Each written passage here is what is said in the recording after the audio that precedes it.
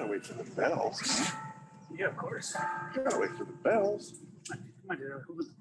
We'll get started here in just a minute. More dings.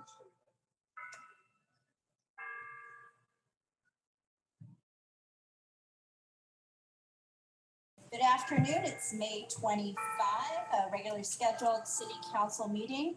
And I'm going to ask Mr. City Manager if he could please take roll. Mayor Arismendi. Present. Mayor Pro Tem Doss. Here. Councilmember Garcia. Present.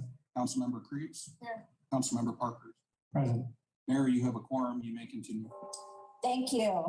Councilmember Parkhurst, if you can lead us in the Pledge of Allegiance and inspiration. Thank you. I have invited PAC 110 to give us the flag ceremony this evening, and Oliver from PAC 110 is going to come on and do it.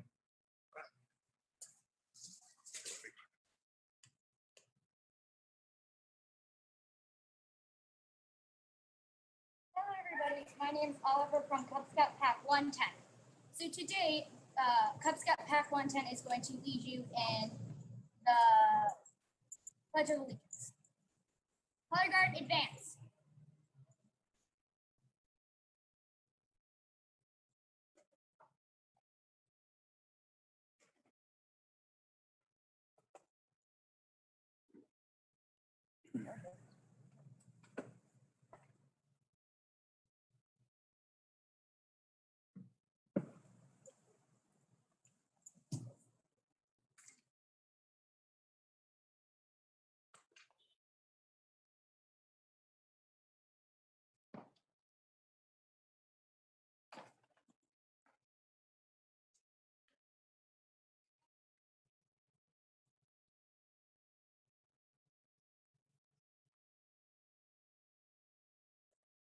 Color Guard, post the colors.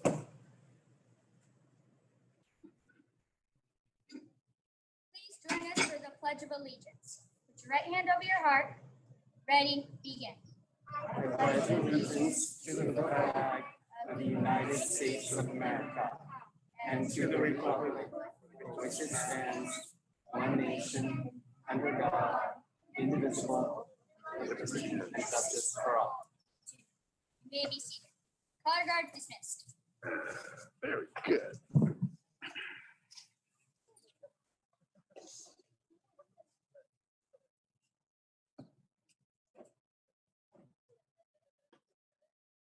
Thank you, PAC 110. I always appreciate having the Scouts give the flag ceremony. For my inspiration today, I'm going to reflect on current events. As many of you know, today's the anniversary of the murder of George Floyd. It's something that shocked the nation and moved more than 26 million people around the world to protest changes in policing. Many of you in Sierra Madre participated in such protests. I'm pleased to say that our community has responded. Our police department under Chief Armelin banned the use of carotid restraints or chokeholds, put in place procedures and expectations for de-escalation, both prior to and during incidents, established a downtown business watch group. We'll be kicking off a community academy this July to help the community understand what policing is all about, and trained officers in implicit bias and how to deal with people with cognitive impairments. We're extraordinarily fortunate here in Sierra Madre, as our police statistics showed last council meeting, crime decreased 15% between 2019 and 2020. And while that could be attributed largely to COVID, it was still a drop. We still had a drop in the previous year of 10%. So we're fortunate to have one of the 8 safest cities in the state. And I'd like to encourage all of us, though, even though how good we are, is to think about how we can do better. Because the way we treat each other here is an example of constructive, respectful, and civil public dialogue. Sierra Madreans should be proud, and we are a model to other communities across the country and around the world. And today I'm personally reflecting about how I can reach out to others less fortunate than I am here in Sierra Madre and across the country and around the world to help right in previous injustices, lift people up, and create a better community for all humanity. Thank you. Thank you, Councilmember Parkhurst. The next item on the agenda is approval of the meeting agenda. And I believe we have a proposed change. Yes, Madam Mayor, first time in 7 years, I have to leave the meeting at 5. My son is in his last baseball senior night and the ceremony. So I would like to move the last discussion item about commissions, number 2, all the way up ahead of the consent agenda. If that's possible, I'd like to be able to participate in that before I leave. We have a second? Second. Okay, all in favor, please say aye. Aye. Aye. Thank you. Okay, the next item is a report out from closed session. City Attorney Ghostin, are you going to be reporting that out, sir? Yes, thank you, Mayor. On May 17th at 4:30 p.m., the City Council met to discuss anticipated litigation. No action was taken. Thank you. Next item on the agenda is approval for reading resolutions and ordinances. A vote of the City Council to read all the ordinances and resolutions by title only and waive the reading in full. Do I have a motion? So moved. Second, thank you. All in favor, please say aye. Aye. Seeing none opposed, the motion carries unanimously. Next item on the agenda is approval of the meeting minutes from May 11 City Council meeting, and I believe City Council members have submitted some of their edits, if they had any, to Madam City Clerk. If not, if you'd like to state any changes or edits. Okay, seeing none, do I have a motion to approve? I move to approve as edited by council member. Do we have any changes, Madam City Clerk? There were no changes that were emailed to me. I move to approve as submitted. Okay, do I have a second? Second. And Councilmember Creeves, all in favor, please say aye. Motion passes unanimously. Mayor and City Council reports. Who would like to start? I'll start, Madam Mayor, if that's okay. Please, Councilmember Garcia. So I spoke with Chair of the Community Services Commission, Chair Sullivan, just to get an update on what's been going on with the Community Services Commission. And they're very proud of the work that's being done at Kirsten Court. As you know, this has been almost 8 years in the planning, but it's taking a little bit longer to get done. But given that it took so long to plan, we're very happy with the way things are coming along. You can see the river rock on the sides of the facing of Kirsten Court. It looks really nice. Also, at their last meeting, the Community Service Commission met with the leadership of the Rotary Club, and the Rotary Club is donating or proposing to donate a clock to the city. Many cities have Rotarian groups that donate clocks. So the Planning Commission voted on an area where it could be placed, and that'll be before the council, I believe, pretty soon. So that's one thing going on. And also the 4th of July committee has been meeting regularly. I think they're meeting weekly right now. There's been some changes. So it's my understanding that the festivities will happen on July 3rd along the boulevard between Baldwin and Hermosa, right here on the corner. And there will be music in Kirsten Court. This is the plan for now. And then possibly a movie in front of Christ Church. And the boulevard may be closed down for this event. The commission or the committee is recommending that the businesses be open and that we support the local business rather than having other vendors here for that event. So they really want to give back to the local businesses. As you know, July 4th will be a Sunday, therefore the parade will be on July 5th. That's all I have. Thank you, Councilmember Garcia. Anyone else have anything to report? Madam Mayor. Councilmember Parkhurst. So last Thursday, I attended the Planning Commission, and there was a general update to some code changes consistent with state law. There was also our solar project at the city yards will be on the agenda for June 3rd. So I'm very excited and look forward to reporting back to council after that meeting. Thank you, Councilman Parkhurst. Councilman Creeves, no report. Yes, Mayor Pro Tem. I did. Last week, I had the pleasure of getting a tour along with Mayor Arizmendi of the Kirsten Court project from our Public Works Director, Semino. And I know we're all really impatient. We'd love to have that project completed. I've got the news I have is it's looking beautiful. It's going to be an amazing project when it's all done. We're not too far away.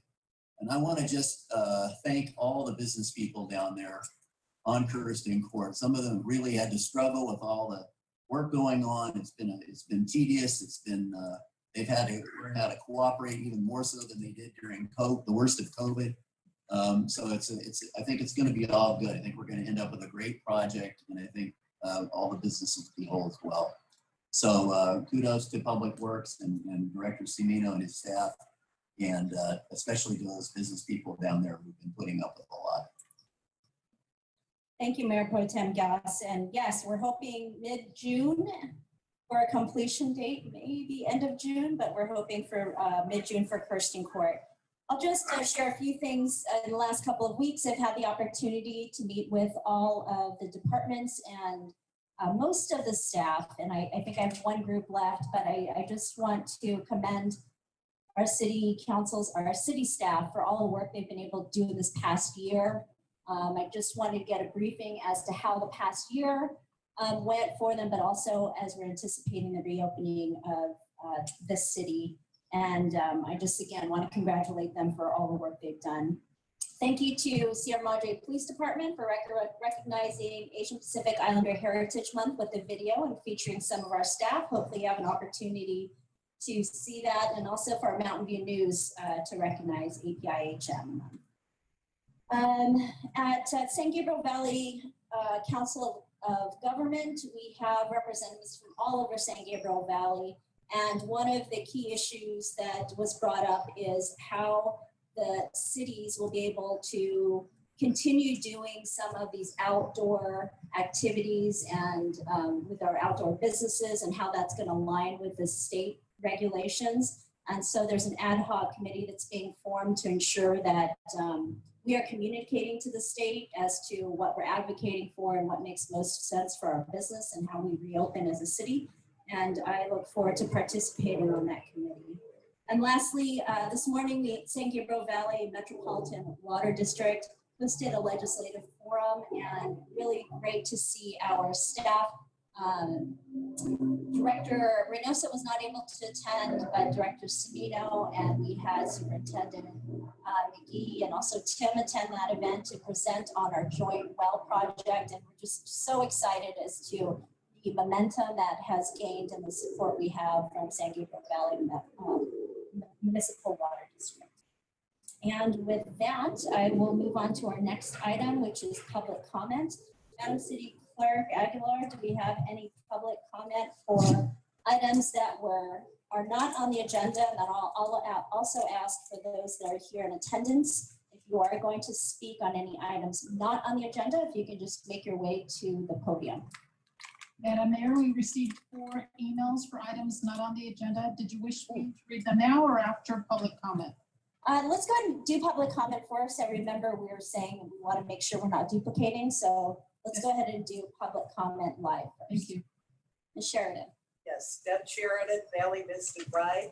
I find it unconscionable that you changed the agenda right now. We have several people who are going to come to speak who do not want to, because you start at 4 o'clock.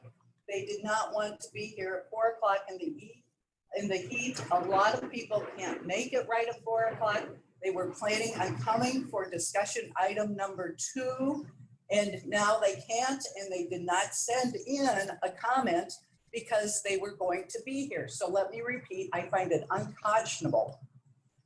Thank you, Ms. Sheridan. And if we do have others that are coming for public comment later, we can consider opening that up for public comment. Any other comments not on the agenda?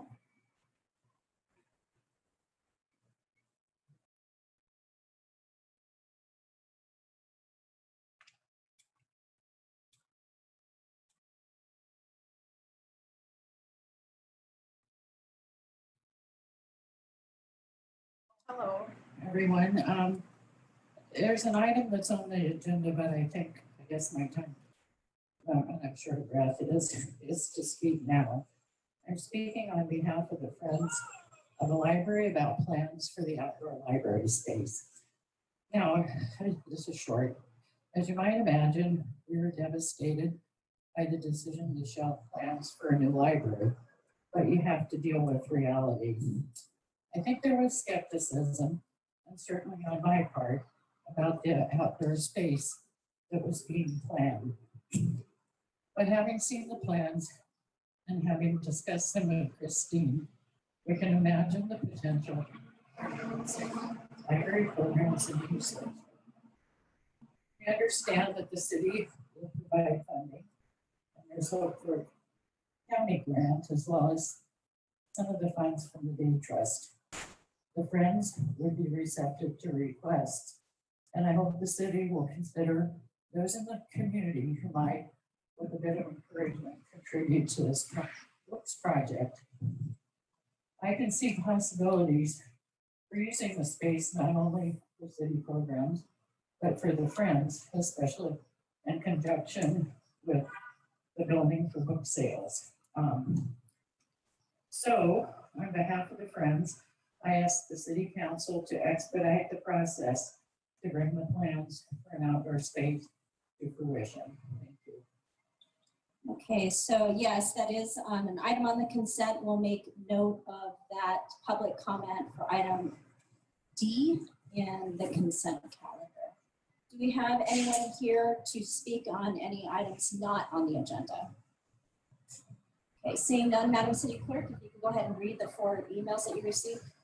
Yes, these are emails received for items not on the agenda. The first email is from Terrell Willis.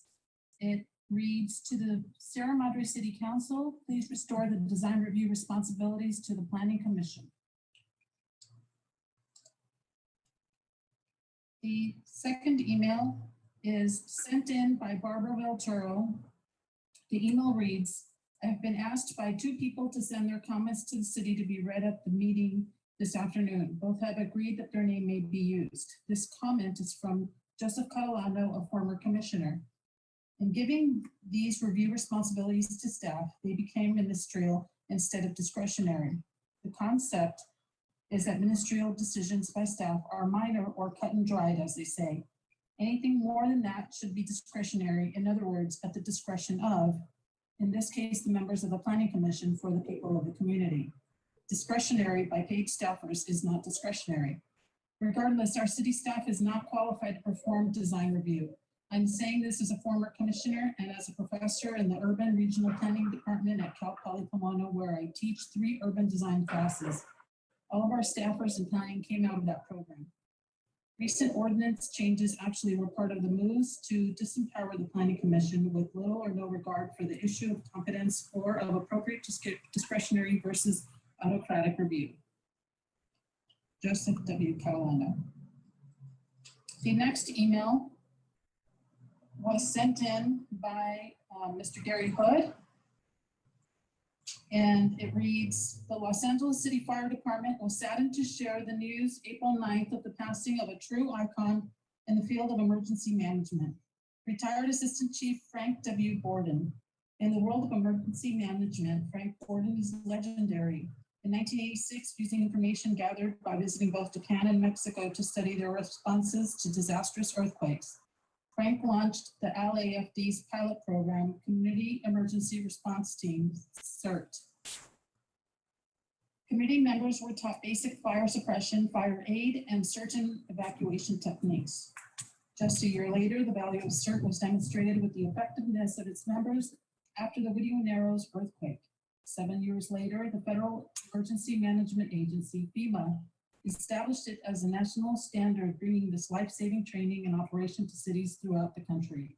Mike Kenny of the Sierra Madre Safe Council was responsible for starting Sierra Madre CERT. And the final email received today from Diana Stern reads, "Good afternoon. I'm sorry I couldn't attend today's council meeting in person. I am writing to voice my concerns regarding how the design review process is currently handled. I understand that design review was previously a function of a planning commission comprised of Sierra Madre residents and is now handled by city staff. What was the rationale for the shift? It appears that this change has limited public input and decision-making transparency. I am concerned about the impact of the monastery development.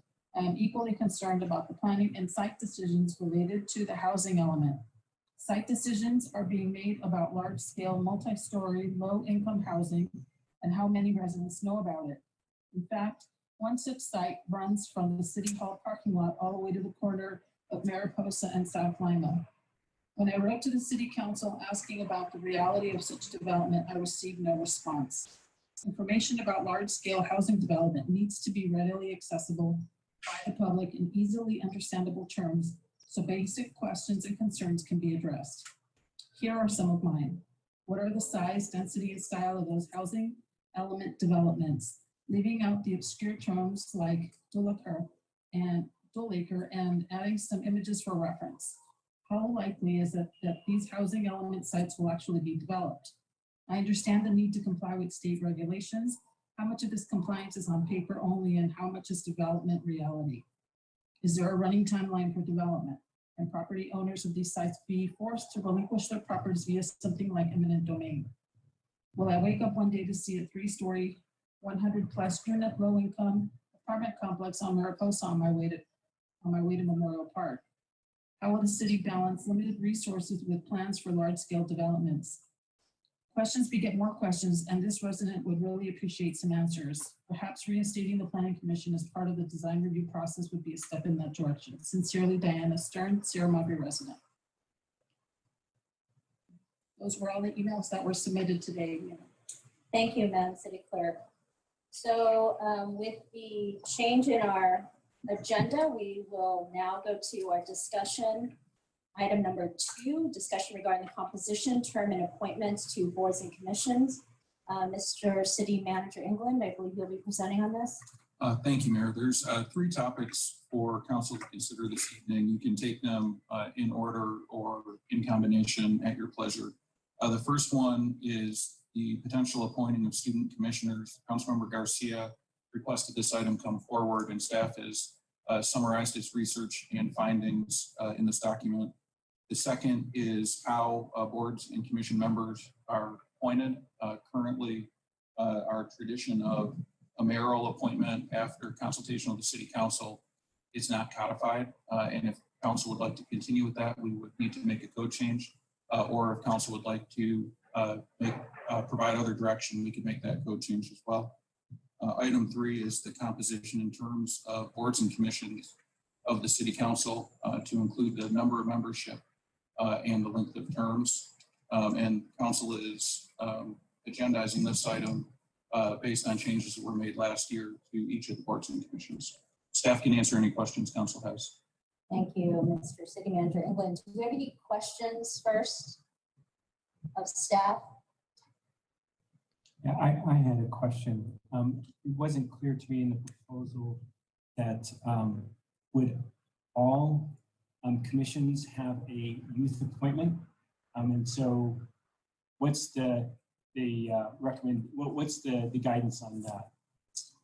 Councilmember Parkhurst, we did not provide a recommendation on that. We were hoping for discussion and direction. Council certainly could provide a youth commissioner on all boards and commission, some boards and commissions, or no boards. Thank you. Are there any other questions pertinent to the content? And I actually will ask council if there's a pleasure as to which order to take it in. But Councilman Creeves, do you have a question about content? Yes. So mentioned that the current tradition of the mayoral appointments is not codified. How is it codified appointments because it's not codified, we are operating off of tradition. The tradition has been that the internal appointments of the city council boards, the city boards, that's planning commission, energy and environment, and others internal city boards. Those are appointed. Sorry, city attorney, I know it's hard because you're getting feedback, but if you can just either get a little closer or just speak a little louder. Is it better now? Yeah. Okay. So the city has internal boards, and then there are external boards to which we belong. The internal boards, like Planning Commission and Library Board of Trustees, the appointment process for those is codified in our ordinance. It's the external boards for which we don't have any specific rules and for which we've been using tradition up to this point. Some of those external boards include the San Gabriel Valley Council of Governments, the League of California Cities, Clean Power Alliance, etc. So for those, we're looking for direction from council regarding whether or not to allow this tradition to continue and to codify it, or we can amend this tradition to have some kind of different procedure for approving delegates and representatives to those external boards. Thank you. Thank you for that clarification. Madam Mayor, can I ask a clarifying question? Councilmember Parkhurst. City Attorney, you said that we do have an appointment process for internal boards. Can you refresh my memory on what the the appointment process is for our commissions within the city? I believe the appointment process is located in 204070 of our municipal code. And Councilmember Parkhurst, the tradition of mayoral appointments sometimes varies from in code. So we've had mayoral appointments only, mayoral appointments after consultation, and formal votes. And it's kind of dependent upon who the mayor was at the time. So staff is seeking direction on this item as well. Thank you. Okay, and just to clarify on that question, so are we, for that item number 2, are we looking for both, direction on both items is how we practice appointing commissioners, as well as how we appoint city council to be liaisons or board members in external commissions and or councils or committees? So the first clarifying question is correct. The second one is for boards and commissions that are not internal to the city. So a workforce development board or CPA, something like that. Okay, thank you. Any other questions before we pose the question of what order we'd like to take this in? Another clarifying question. Yeah. So it sounds as though that if we're doing it how we've been doing it with the past few mayors, we need to codify something? Yes, correct. Now we're all clear. Yes. Okay, so do we have a preference as to what order we'd like to take these 3 items in? Because I know we do have public comment, and I want to ensure that public comment is specific to the item that we're talking about. So how would we like to handle this? I propose we start with the first one. Okay, so let's go ahead and start with item number 1, based on Mayor Pro Tem Vaz's preference or just recommendation, is the appointing of student commissioners and city council. Do we have any public comment on this item before we bring it up for discussion? Any public comment on the appointment of student commissioners? Okay, seeing none. Oh, we do have a comment.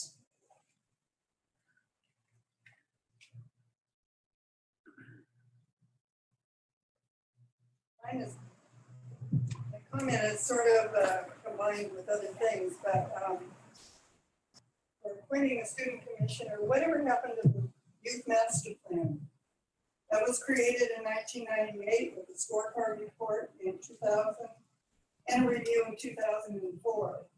This was a great plan to involve our youth in the community. In March of 2000, a youth commissioner was appointed to the Community Services Commission. In 2010 or 2011, I believe you had a mayor or was on the commission at that time. There was a discussion about the viability of youth commission. We decided at that time that it was vital for youth to have a voice in any activities and facilities of the city other than organized sports groups. We recommended to the city council to retain a youth on the commission with full voting rights. Council agreed.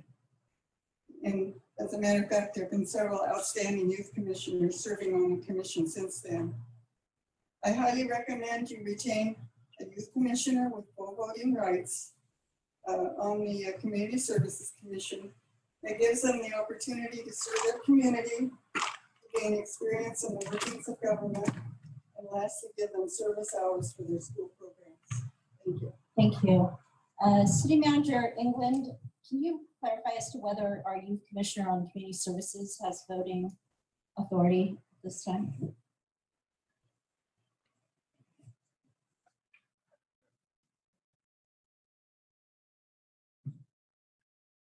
Hi, Clarissa.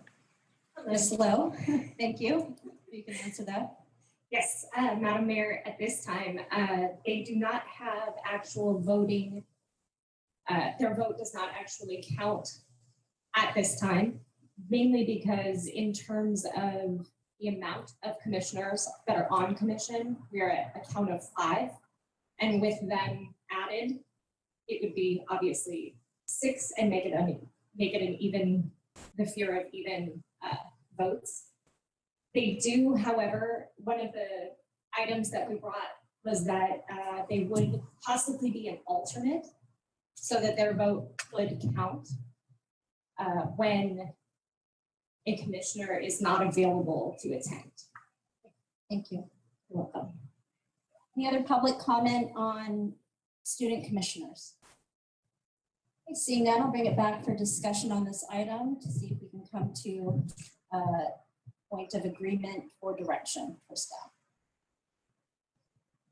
I'm actually going to look at Councilmember Garcia since he brought up the issue for discussion. Yeah, as I've stated many times up here from the dais, this community is built on volunteerism, community involvement from youth up to adults. And I think we need to continue to foster that, that whole vibe or feeling of being involved within the community, because that's the community you love, the one you're involved with. You take ownership in it. So that was why I recommended that we bring this to the council. I know we've had a couple of student commissioners, not just on community services, but you know, that might be an unpopular statement, but we all have things that we enjoy. And some commissions, I don't want to elevate a commission above another commission. I know some of them have a little more weight on what they're deciding on, but if we're thinking about community services, that's the commission that's involved with the Kirsten Court project. That directly impacts the face of our downtown district. So I would recommend that we have the ability to have youth commissioners on each and every commission. I also like the alternate idea. It gives the youth commissioner ownership in being on this commission. They won't be able to vote all the time because we do have an odd number. But if there is someone absent, they will have that opportunity to have a vote that would then ultimately come as a recommendation to the city council. So my recommendation is that all commissions have the ability to have a youth commissioner so we can continue to foster this whole volunteerism that we have here, the whole feeling of volunteerism. And different students have different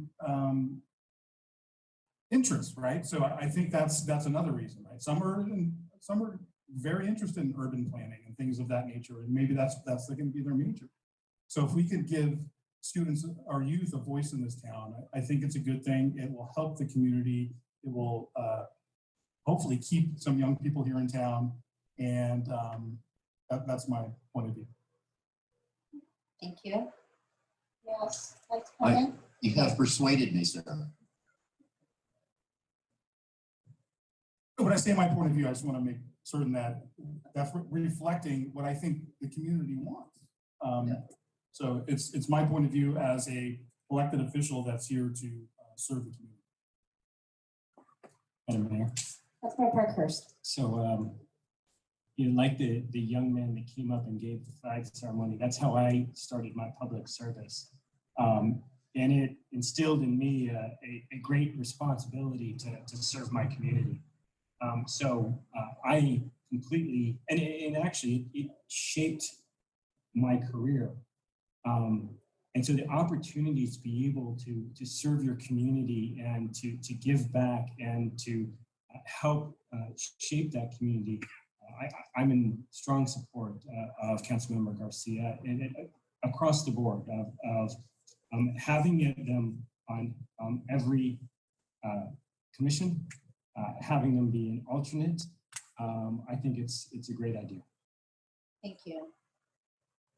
I generally support the notion. I'm wondering if it might make sense to give the direction to each of the commissions to discuss it amongst themselves and come back to council to suggest how it would work for their commission. I know different commissions have different structures. For example, the Library Board of Trustees has a administrative function along with the recommendation function, and it may work differently for different commissions depending on their internal functioning. So I'm just wondering if it might make sense to give them some autonomy as to how this would impact their commission, and maybe some would have recommendations for full voting and some would have recommendations for alternative voting and how it would work for quorum, and all of the particulars might be different for each commission, and that's something we could consider.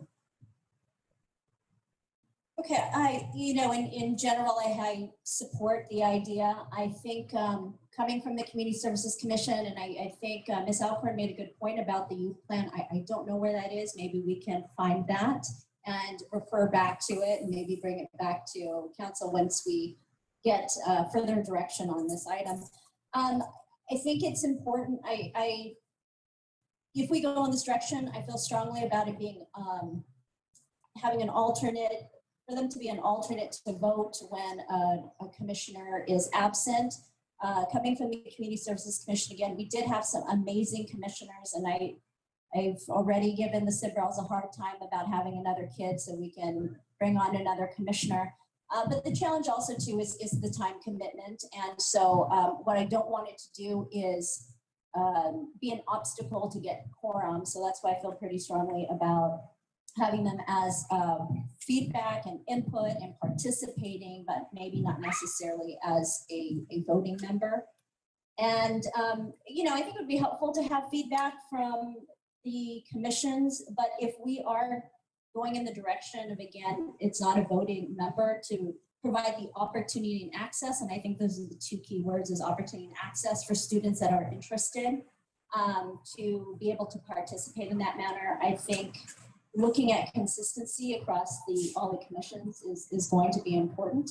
And so I think we heard input from all, and if you have additional comments, please make them.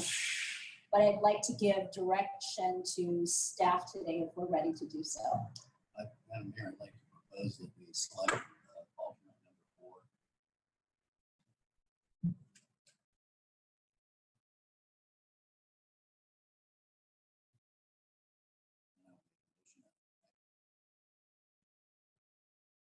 I'm sorry, Mayor Pro Tem Gossett. Number 4 is Under the first item, we have 4 alternatives. Appoint student commissioners as alternate members of the boards and commissions to have a voting authority if necessary for a quorum or in the absence of a regular member. Madam Mayor, it's on the cover page. I think I have it. Madam Mayor, I think that Councilmember Krebs made a really good point. And so I'd love to hear how she might frame it. Being a lawyer, she understands this better than I, but I think that the judicial and legislative drivers of committees, I think that's an important thing to keep in mind that she reminded me of. And so I think asking the commissions to come back with it, they understand what their roles are. I think this is particularly true with the Planning Commission because of its judicial role. And maybe City Attorney can help advise on it as well, just to make sure we don't do anything that could cause problems for the city further down. So Councilmember Parker, so are you making a motion? I made a motion already. Yeah, so we have a motion on the table. Yep. Do we have a second for that motion? Second. For Mayor Pro Tem Glasses? Motion. Okay, we have a first and a second. Do we have further deliberation on that item? Councilman Parkhurst made a comment about going back to commissions to get their input. Yeah, so I'm thinking like the motion and the second don't align with what I'm hearing. I want to make sure it's clear. Because I think it might be a good idea to obviously go back to the administrative and judicial duties of the planning commission and the library board of trustees and get some input from those two before we make a decision. I want to make it clear, is item one giving direction, or is it, what are we doing there? Thank you, Councilmember Garcia. This is a discussion item, so staff can receive direction. We won't need a formal vote. Well, Councilmember Garcia, if you want to withdraw that, I'll withdraw my motion. I want you to be comfortable with this. Yeah, Right. given city manager's input just now, I'm comfortable with the motion. Okay, so we are not calling for a vote. Mayor, we don't need a vote, just general direction. Right now, I would summarize that direction as after consultation with the boards and commissions, bring back the idea to council to appoint a youth commissioner as an alternate on any board and commission unless there's an objection. Thank you, city manager, for summarizing that and capturing that. So we have direction, no need for action item on that. So we'll move to item number 2, mayoral appointment to boards and commissions and city delegates or representatives. The city council may. We have the 2 items here on the cover page of the report. Do we have anybody in the public that would like to comment on this item before we discuss? Okay, seeing none, we'll bring it back for discussion. Mayor Pro Tem. Having been on the council now going on 7 years, we've had a system that's worked well since I've been on it. I can't recall a time when the process of deliberation among council leading to a decision by the mayor caused any kind of friction or caused any kind of problems or dislocation for anyone involved. So I'm a big fan of it ain't broke, don't fix it. I would say leave it as it is now and codify it. Okay, so as to continue as we've been practicing and codify it accordingly. Madam Mayor, Councilmember Creeps? Reading the code, it provides that the procedures for appointment of members of boards and commissions shall be established by resolution of the city council. So I'm wondering if instead of actually amending the code, we could just have a practice of establishing the process likely to memorialize the historical practice by resolution of the council. And I don't know if that would have to be done each time there's a new council, but it seems to me that the code already provides for this in a way that we wouldn't have to necessarily amend the code itself. We could definitely do that, Councilmember Krebs. We don't have a resolution in place right now. I checked with the city clerk. So there's no current resolution. We've just been operating off of tradition. But to the extent the council wanted to codify it and make it part of the municipal code because it's more permanent that way, we could do that. If the council felt that the best way is to do it via resolution, which is more impermanent in the sense that it's not part of the code and it can be changed via resolution, because an ordinance can only be changed via ordinance, but a resolution could be changed via ordinance or resolution, then we could go about it that way. It just, what the determination here, I guess, depends on how permanent you want this process to be. Thank you, City If I Attorney. could respond. I'm perfectly comfortable with what Councilmember Creeves is suggesting. That's fine. Can I get a little bit better understanding of the resolution? So we would essentially have 2 resolutions, or we'd have a resolution every time, we'd have it every time there's a new council, every time there is in June of every year for appointments, and then for any vacancies. And so you would have the resolution and it would be on the consent calendar. Am I walking through the process right, City Attorney? So the resolution would happen once and it would remain in place until changed by the city council. So it doesn't need to be updated every single year. The resolution itself can read just like the ordinance here reads. It wouldn't be any different really, unless council wanted for it to read differently.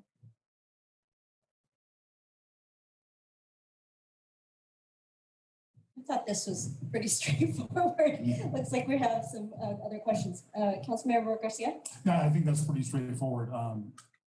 Instead of changing the code, having a resolution that's there that can be changed by a resolution or by ordinance. It gives a little more flexibility without putting it in stone. Yeah, and I'm a big fan of what's already been said here. A lot of times we don't get enough applications for commissions and committees. And sometimes we do. As last time we had a couple extra with Ener and the library board of trustees. And to have some kind of poll or trying to find a motion or some kind of election at the dais would be a nightmare. I do like that we give our recommendations to the mayor and the mayor appoints. I think it's an efficient process and it's worked well. And just to clarify, we have actually been technically voting on it at the dais, but the mayor does at the end make the decision to appoint. I'm fine with the resolution if it cleans it up. I actually was leaning towards codifying the ordinance so that since we are cleaning up our ordinance in all of our areas, I thought it would be a nice way to just continue streamlining the work what we're doing. But if a resolution fits the needs of what we need to do as a council or what we need to do as a city and what the council is looking for, I'm fine with that. And it looks like City Attorney had a comment. Yeah, and one more clarification, something to consider. If we do this via resolution, it won't appear anywhere. So if someone wanted to know how the city council appoints positions, they would specifically have to request that resolution from the city clerk. But if we did it via ordinance, it would appear in the municipal code, which is published online. So that's one other consideration. The attorney, on the website where we have all the information about how to apply for various boards and commissions, could we not post a resolution? We could post it there. So like I said, I'm fine with giving directives to staff to move in the direction of resolution if that is the desire of the council. And it looks like it is. I'm getting verbal nods. So are we okay going that direction? Yeah, I'm okay with it. I think as I've seen many agenda reports, they always have an alternative, and the alternative could be to codify it at the end of the day anyhow, when it comes to a vote. So yes, I'm fine with it. Okay, and Mayor Pro Tem Glass, looks like you're okay with that direction too. So staff, you have direction on item number 2 to come back with some language on resolution and procedure. Yes, Mayor. Thank you. Okay, so now for the item of composition in term of boards and commissions. I know we do have some public comment that came in, but before we do that, do we have any questions from City Council before we go to public comment? Madam Mayor? Councilmember Garcia. So I just want to, as you did, recognize Ms. Sheridan's comment. Madam City Clerk or City Attorney, will we be able to reopen this to public comment later in the agenda, if that's okay? Yes, that's the mayor's prerogative. Okay, so seeing there are no additional questions, we will go ahead and open this up to public comment. So we do have some public comment that came via email, and we want to make sure that we read through those, but we would like to start with those that are here to comment. They would like, and if you have sent in an email and you'd rather have yours read, we can do that also, but we will take one or the other.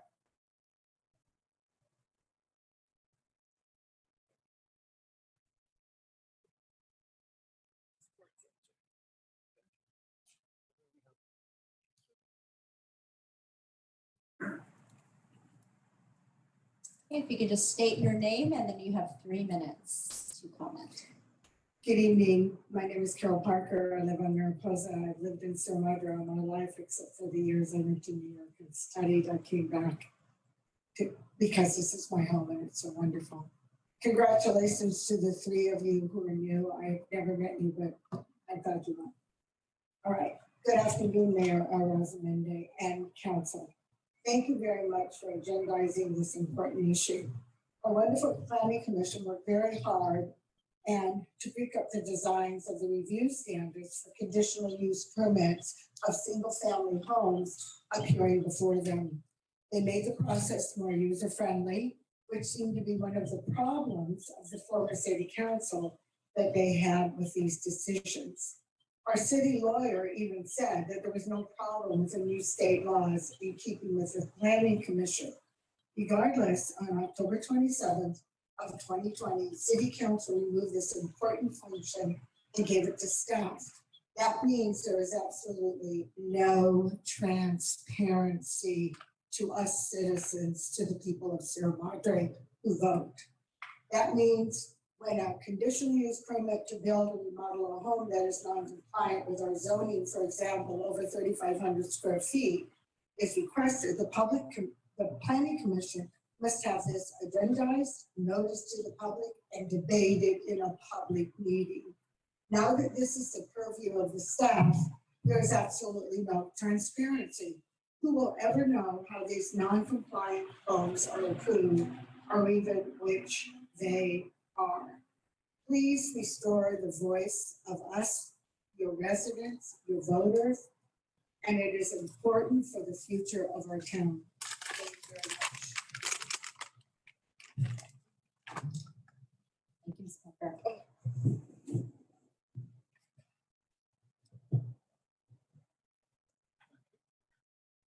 Good afternoon again, Mayor Arizmendi and Council. Now I think I'm echoing. Dead Sheridan Valley Vista Drive, and my street is important to what I'm planning on saying. First of all, I would thank you for agendizing this very important issue of the number of commissioners as well as their responsibility. And first, let me say, as I have repeatedly over the years, I love Sierra Madre. We truly have the best council and the best staff imaginable. However, our commissions are the voices of the residents, and none are more important than the planning commission. Ironically, or maybe not, I have just received 2 courtesy notices, just received them. One is located at 503 Acacia Street and is requesting a solid roof panel to be attached to the house. The houses in our area are about 2,500 square feet, as probably all of you know, because you've all been knocking on doors up there.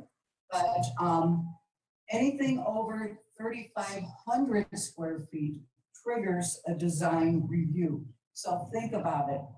To go from 2,500 square feet where the house fits into 3,500, it must be really something. But the second house is located on Valley Vista Drive, and it's requesting the construction of multiple additions to the residence. Multiple additions, really? Yikes. Pre-October 27th, both would go before the planning commission. We residents would be able to observe the rationale behind granting approval or sending it back to the drawing board. Residents would be able to ask questions and make comments in the public venue. Now, this is the purview of staff, and there is absolutely no way for the residents, and particularly the neighbors, to know what staff is doing in regard to these projects. As of today, I don't even know what they look like. I went to the planning department website, but I discovered I must go in person to City Hall. No one will know what my comments are or those of the people requesting these conditional use permits. And since I love watching the council and the planning commission on Channel 3 and rewatching. If I miss a meeting, I can go back to it. There's no way to keep going back to staff and saying, well, what are you doing now? So, and I will repeat, this is so important. The planning commission is the voice of residents. Please reinstate the design review responsibilities to them. And also, in view of your changing the agenda order, and even though you said if people come, they can comment, but they may not be planning on coming for a while because it's a rather long agenda today. I would request, even though we have begged you to do this, and I thank you again, but I request that you do bring this important issue back to the June 23rd meeting that will be at 6:30, so more people can comment. And I thank you once again. Thank you, Sheridan. Just item of clarification, design review function being added or subtracted is not part of the agenda, is that not correct? Correct. So the item that's being discussed now is the composition and term of boards and commissioners. Just wanted to get clarification on that. I can get more. Commissioner Spears. Madam Mayor, members of council, as probably the longest serving member of the Planning Commission, I would really plead with you to make the Planning Commission as fulsome and as strong as possible. The Planning Commission hears appeals and hears projects from developers who come with great expertise, expensive lawyers, and they want what they want. The Planning Commission is your voice and the first stop on appeals to you. And you want the discussions on the Planning Commission to be as in-depth and as in detailed as possible. You now know that there's going to be lots of discussions about what's going on at the monastery. You want to know that the complaints and the concerns that are being brought forth by the public get a full and in-depth review. When the Planning Commission was cut from 7 people to 5 people, we lost a good architect. Currently, right now, we have 1 architect on board. There were 2, and then as you know, the mayor decided to fire one of our commissioners, and we have no idea why. These are the people that can have a good discussion with the applicant as to the details, because you have picked people in our community who represent our community's values, who understand what the process is and how things are built and how our land is used. Please give us the ability to do that. We very much want to do that. The design review process, you do want to make public. You do want to have it be a discussion where everyone knows what happened and why it happened. And the other thing that I would really like to see you do in light of what happened to the Planning Commission, can you please provide good training for your commissioners so that they, for whatever reason, don't have to worry about being fired on a Saturday morning.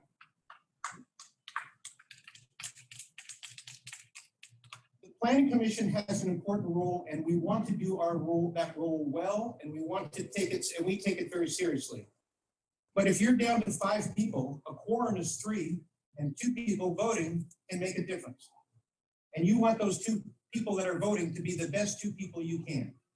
So you appoint the commissioners. So please look for the members of the public that have experience and knowledge and can discuss the relevant facts with the applicants in a public manner and vote according to your needs and the community's needs. Thank you. Thank you, Commissioner Spears.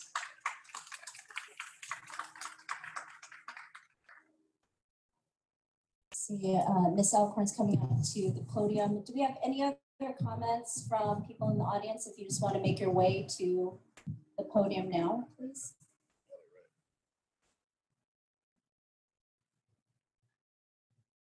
Alcorn. Good evening, Mayor, Madre and council members. The state of California is already dictating what a city can and cannot do in terms of housing. A 7-member commission with an open discussion regarding the design review or any other aspect that would come before the planning commission would help the citizens better understand the ins and outs of what is best for our city, as well as understand the constraints placed on every city planning department. And I echo the previous speakers who have mentioned that the design review going back to the planning commission and the 7-member planning commission would be open hearing with obviously published staff reports and plans, and would give the project the transparency and conversation it deserves. I know we may seem like a broken record to you, but we believe that it's extremely important at this time to have a 7-member commission handle this task instead of staff. Thank you. Thank you, Ms. Elkhorn. Anybody else for public comment on this item that is present? I see someone walking to the podium.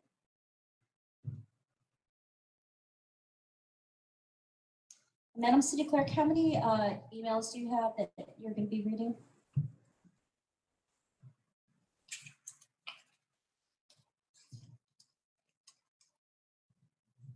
City staff received 6 emails on this discussion item. Thank you very much. Please. I'm Jeff Barron. We've lived with Sierra Madre for 44 years.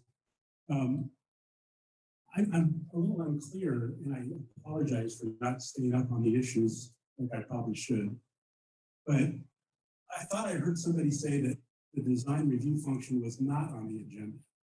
And a reason that I'm here is because I thought that it was on the agenda. So I'm just trying to understand what the status of that issue is. If it's not on this agenda, is it going to be on some future agenda? And perhaps my comment is really a question so that I can understand the issue. Thank you. Thank you. So design review is not on the agenda today. Will it be on a future agenda? Possibly. But part of the comments during public comments, we're allowing for comments to be incorporated into the composition as it relates to however an individual would like to comment on it. Well, I'm certainly in favor of the Planning Commission having design review authority, if that's the right word. But what is the current status of that issue? Has it been changed in some way by the prior council? And for those who are like me and maybe haven't stayed up on the issue as much as we would like, perhaps that can be explained. Thank you. We can have staff connect with you to share with you what the current status is, but it was changed maybe about a year ago.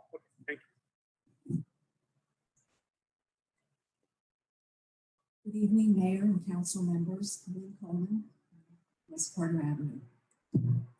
Thank you for revisiting this issue and placing it on the agenda for discussion tonight. The public's confidence in government is at a shockingly low point in our history. The public is looking for public officials to support accountability and transparency in all government operations. The issue before you is a public confidence and governance issue. It is only with such accountability and transparency can we expect to return to public officials the respect they deserve. If Sierra Madre residents and elected public officials hope to foster such a healthy environment, they all must do their part. Citizens willing to assist and volunteer in our city, and public officials acting in a manner that promotes public confidence through transparency and decision-making. The matter before you today provides another opportunity for Council to demonstrate its commitment to transparent government and their confidence that Sierra Madre citizens can effectively fulfill that goal. Reducing the Planning Commission from 7 to 5 members and moving the design review function inside the city's administrative operation is exactly the kind of action that erodes necessary public confidence obscures important information, and violates the spirit of open government. Reducing the size of the Planning Commission and eviscerating its role in the design review process would not reduce regulation or increase objectivity. Unfortunately, government is messy, complicated, and requires exceptional effort and dedication by citizens, elected officials, and staff.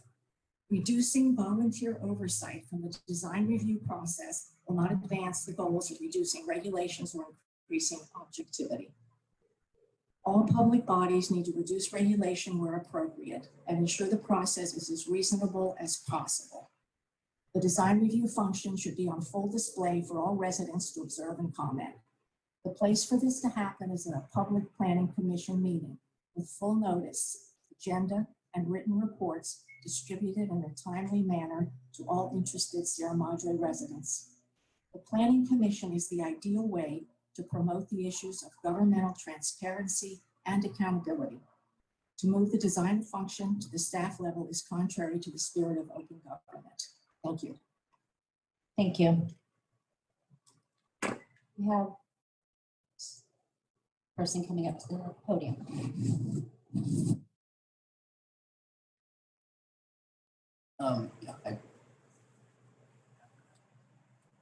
My name is Marciel Brandler, and I've lived here since 2006. When I discovered Sierra Madre, I said, if ever I have to move, I'm in. I'm moving to Sierra Madre. I have two issues. I've never done this before, so I hope I'm doing the right thing. Two issues. One, I was very concerned about the library. I thought we were already going through with.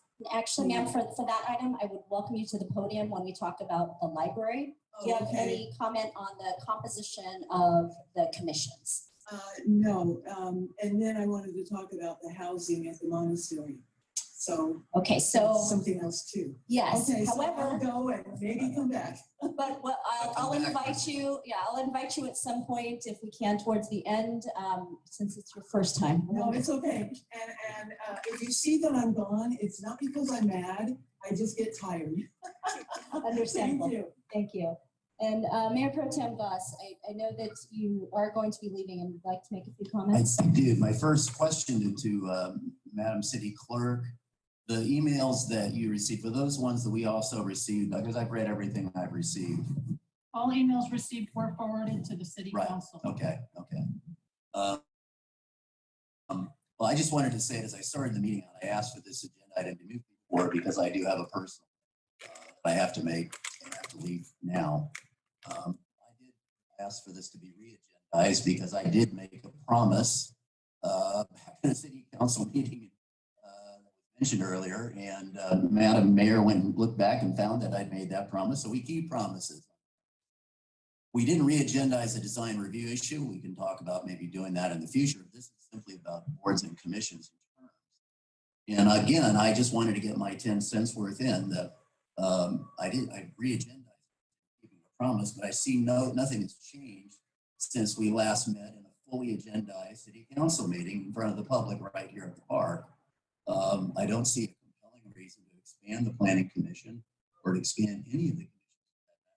5 people, frankly, having them all of the same number and all roughly 2 different types of terms with 2-term limits is real easy to keep track of. Having been on the council for all these years, it's apparent to me that our commissions, especially the planning commission, do a great job. The 5-member commission's been doing a fantastic job. My hats off to Commissioner Spears and his colleagues.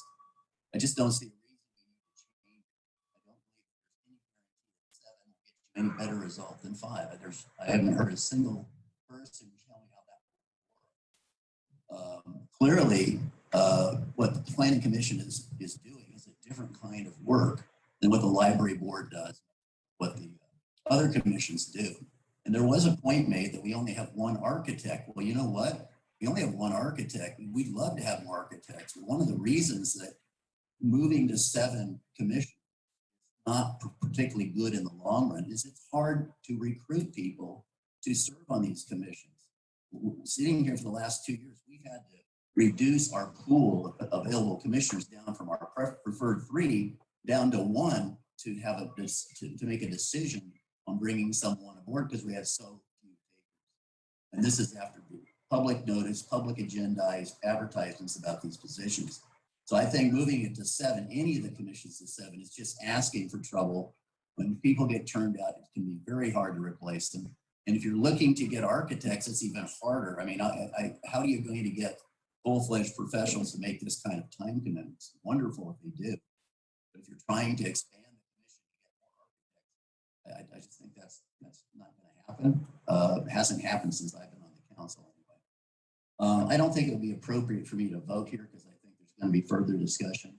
So I'll abstain from the vote, and I do have to leave at this point. Thank you for listening. Thank you, Mayor. And thank you all for attending and sharing your comments. And just to clarify, I don't believe we're going to be taking a vote, but we will be giving direction to the staff. Okay, Madam City Clerk, if you can read the emails, please, for public comment. Yes, Madam Mayor, thank you. The first email received is from Denise Pearson, and it says, hello, I would like to make our position clear. As residents and homeowners here in Sierra Madre, we are very concerned and would like to voice our strong opposition to recent changes in the Planning Commission. The move of oversight of home changes from the 7-person Planning Commission in a transparent manner open to discussion to a 5-person panel, and in certain circumstances to staff without public oversight is very unwise and could lead to a significant and undesirable change in the character of the city. Changes should not be made without a transparent and public process. Thank you for your time and consideration. Ben and Denise Ferson, 185 West Carter, Sierra Madre. Denise Ferson, President, Dynaflex Products. The next email is received from Barbara Velturo, and the email reads, I've been asked by 2 people to send their comments to the city to be read at the meeting this afternoon. Both have agreed that their name may be used. This from Leslie Hinton, who was active in Sierra Madre for many years and is well known. Please read aloud for the record.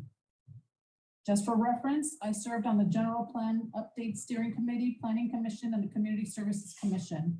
What I have observed is that one brick at a time, the city is chiseling away the power and input of its commissions and residents. Here are some examples. While on the CSC, we were given the responsibility of approving facility and fee waiver requests. This allowed us the ability to review all applications. Staff now does this. We were also given ridership numbers for the Gateway Coach. We saw that the route to the Gold Line was not being used. We saw that the pickup drop-off location for senior housing forced the seniors to cross the street. We were able to change the routes. Now staff handles transportation. These are examples of staff removing community oversight and control. Housing. During an RHNA round, it was residents and Councilman Kurt Zimmerman who insisted that Susan Werner put the Granny Flats into the housing plan to count towards our RHNA numbers. Both staff and the consultant said it wouldn't be accepted. It was. General Plan Steering Committee. This committee saved the city hundreds of thousands of dollars. The city manager wanted a consultant to do our plan. Most of what the consultant gave the committee was garbage. For example, sidewalks on East Orange Grove, a sculpture garden that no longer existed, was listed as a point of interest, etc. Planning Commission, the city has reduced the commission by 2. While on the PC, staff recommended approval to many house designs. The commission worked with the applicant and architect to refine the proposed project into a home that would fit into our neighborhoods. Several applicants and architects were grateful for this free advice. One architect thanked the commission, saying that while working with the commission, he became more sensitive to the needs of the neighbors. Staff will approve projects that meet code. The commission approves projects that will enhance the neighborhood and will meet code. Staff will approve a house that looks like a wedding cake, but is that what we want to live next door to? Leslie Hinton. The next email sent in by Gary Hood, North Baldwin Avenue. Honorable Mayor and Council, who remembers polio or getting a polio vaccination shot? Just as we have learned from the past, do we now recognize the importance and responsibility of getting the COVID vaccination shot? We learned from the past, and I hope we as a city can learn from our past the importance of the Planning Commission.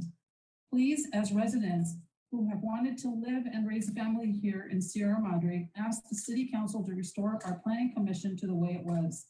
The Planning Commission is the last government representation we residents have in preserving our community for the developments that don't follow our general plan.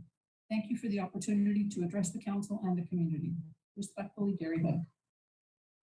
The next email is from Danielle Polson. It reads, I have lived in Sierra Madre for over 50 years. My public comment, Sierra Madre City Council must restore the Planning Commission and its expertise to the previous 7-member composition and restore the task of providing a transparent, broad oversight of the design review standards. This should never have been changed to a staff function. Thank you, Danielle Polson, 645 Sierra Meadow Drive, Sierra Madre.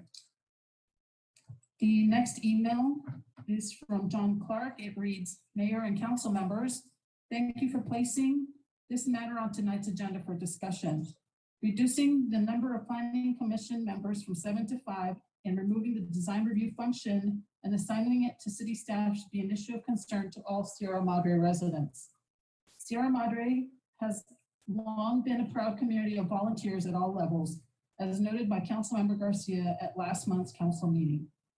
Our city would not be the special place it is today without years of dedication and hard work by our citizens. Removing the design review function from the Planning Commission and assigning it to city staff removes the transparency that is important to Sierra Madre citizens. Years of work on the general plan and hillside ordinance are a testament to the interest we have in our city and its future. There is no review process that could be implemented by staff that would rise to the level of the current standards adhered to by the Planning Commission. This includes public agenda, published minutes, open meetings, and public comment. As good as our staff is, and we are very fortunate to have knowledgeable and responsible staff, they don't have to live with the design review decisions they make. We do. Staff comes and goes, citizens remain, and we are responsible for the community we create. There are other ways for council to increase objectivity and reduce regulation without compromising the Planning Commission. I respectfully request that the council restore the Planning Commission to its previous 7-member composition and restore the design review function back to the commission. Thank you, John Clark, West Carter Avenue. The last email is from Caroline Brown. The email reads, this concern occurred previously. Several years ago, the Sierra Madre Planning Commission was reduced from 7 to 5 members by the circumstances of one member having died and another elected to the city council. The city council voted to leave the Planning Commission membership at 5 as a regular agenda item. Many members of the community spoke up in opposition to this change. A group gathered signatures to put the matter to the vote of the citizens of Sierra Madre. The council directed the city clerk to determine if the petition was in order, and it was found that there was any shortcomings in the petition to render it deficient. It was determined that the type, size, and spacing did not meet the legal requirements. The petition was rejected. The 2 citizens that had submitted the petition spoke at community communications regarding the rejection and stated that they would circulate another petition with all the parameters corrected. The city council understood from this polite exchange that the residents of Sierra Madre held their planning commission in high regard, and that the argument that the larger representation of 7 planning commissioners better serve the planning needs of Sierra Madre. Also, by that point in time, the Cultural Heritage Commission had been disbanded, and the Planning Commission held the responsibility for applying cultural heritage criteria to building projects in our city. I strongly recommend that you continue with the composition of the Planning Commission of 7 members. The Planning Commission plays a vital role in the development of our unique town, maintaining standards of neighborliness and community and support for cultural heritage. Sincerely, Caroline Brown, Alta Vista Drive. Those were the emails that were received by city staff today. Thank you, Madam City Clerk Aguilar. Do you have anyone else that has come to speak on this item that may not have been here earlier? I want to make sure we give the opportunity for anyone else to speak on this item. Okay, seeing none, we'll bring this back for discussion with the council. What is your pleasure, council? How would you like to start?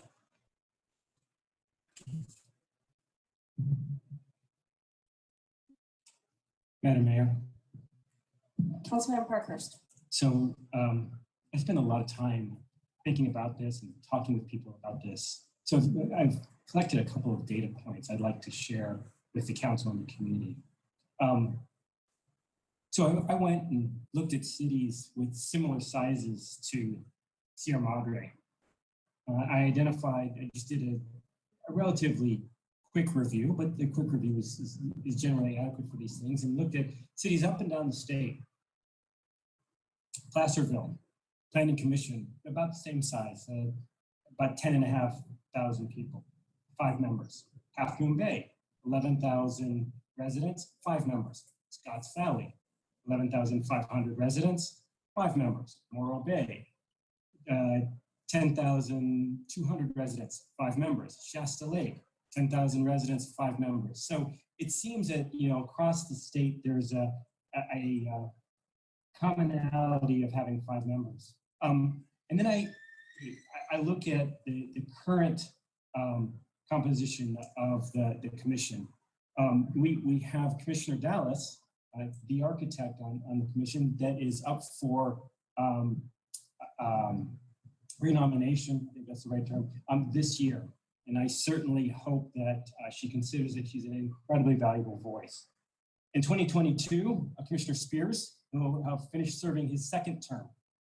23, Dennison Hutt, 2nd term.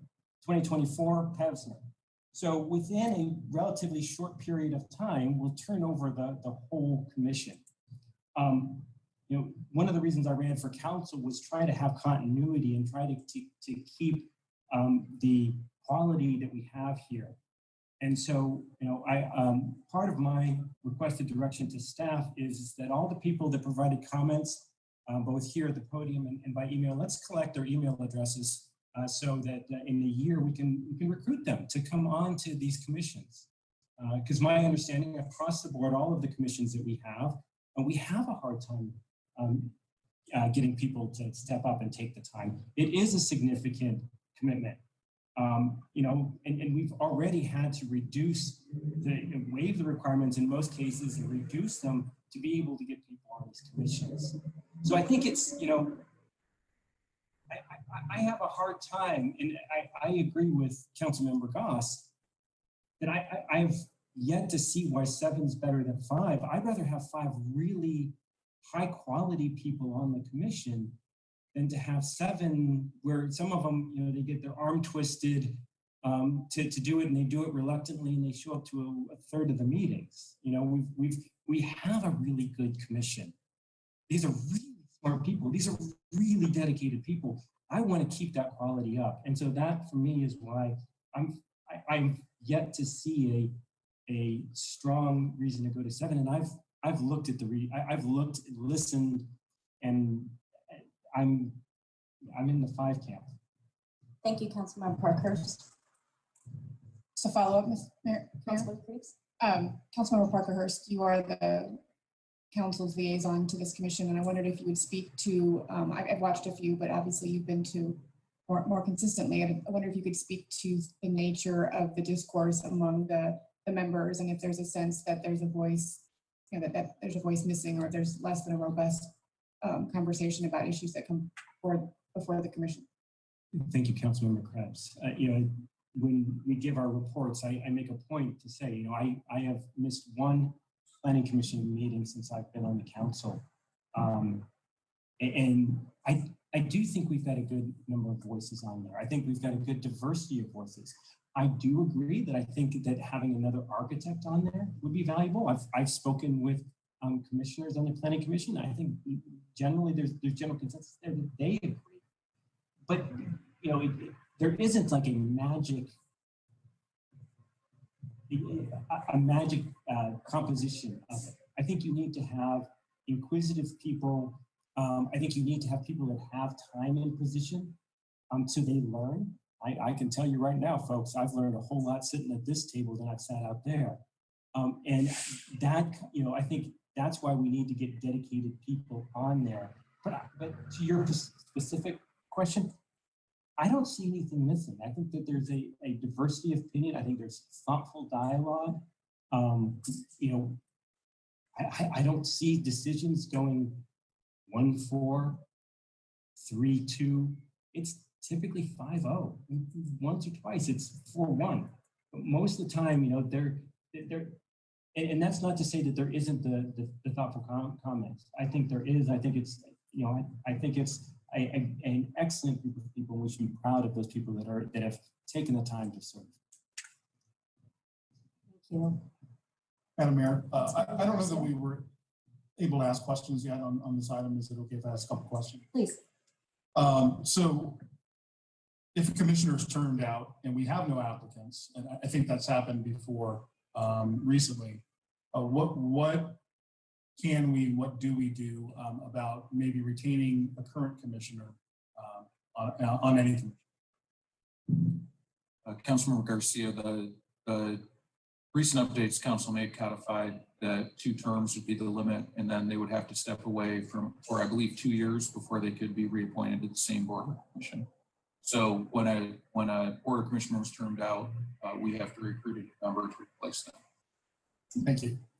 And let's say we receive one application and the council interviews this individual, and we feel that maybe this individual doesn't meet the requirements and or qualifications commensurate with that commission.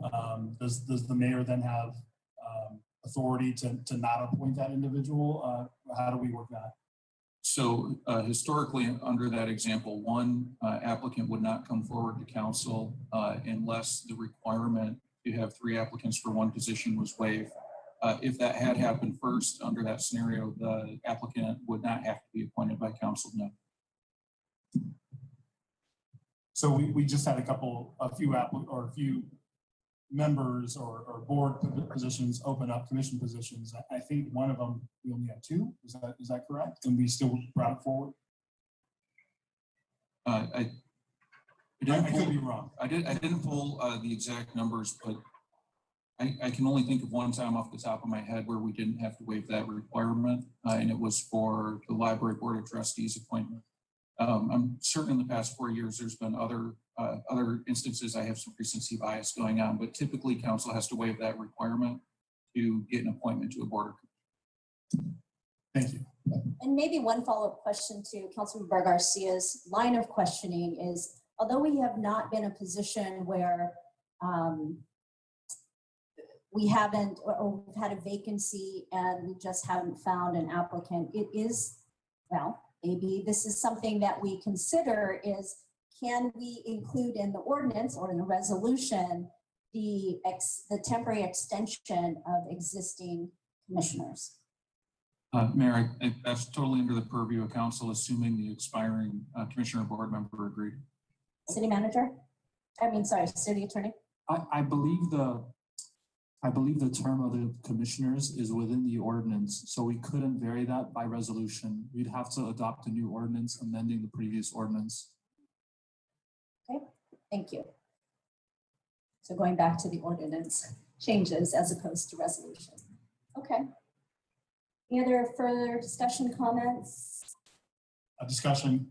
So I will say that comment by Commissioner Spears is an excellent comment regarding good training for commissioners, the decorum on the commission and or what can be done within under Brown Act laws.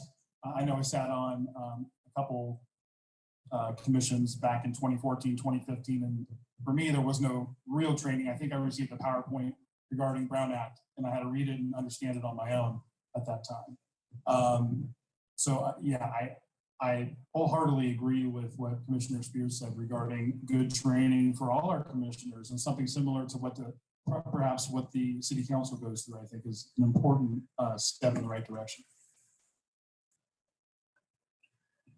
So I have a lot of thoughts and comments that I'd like to share regarding the training.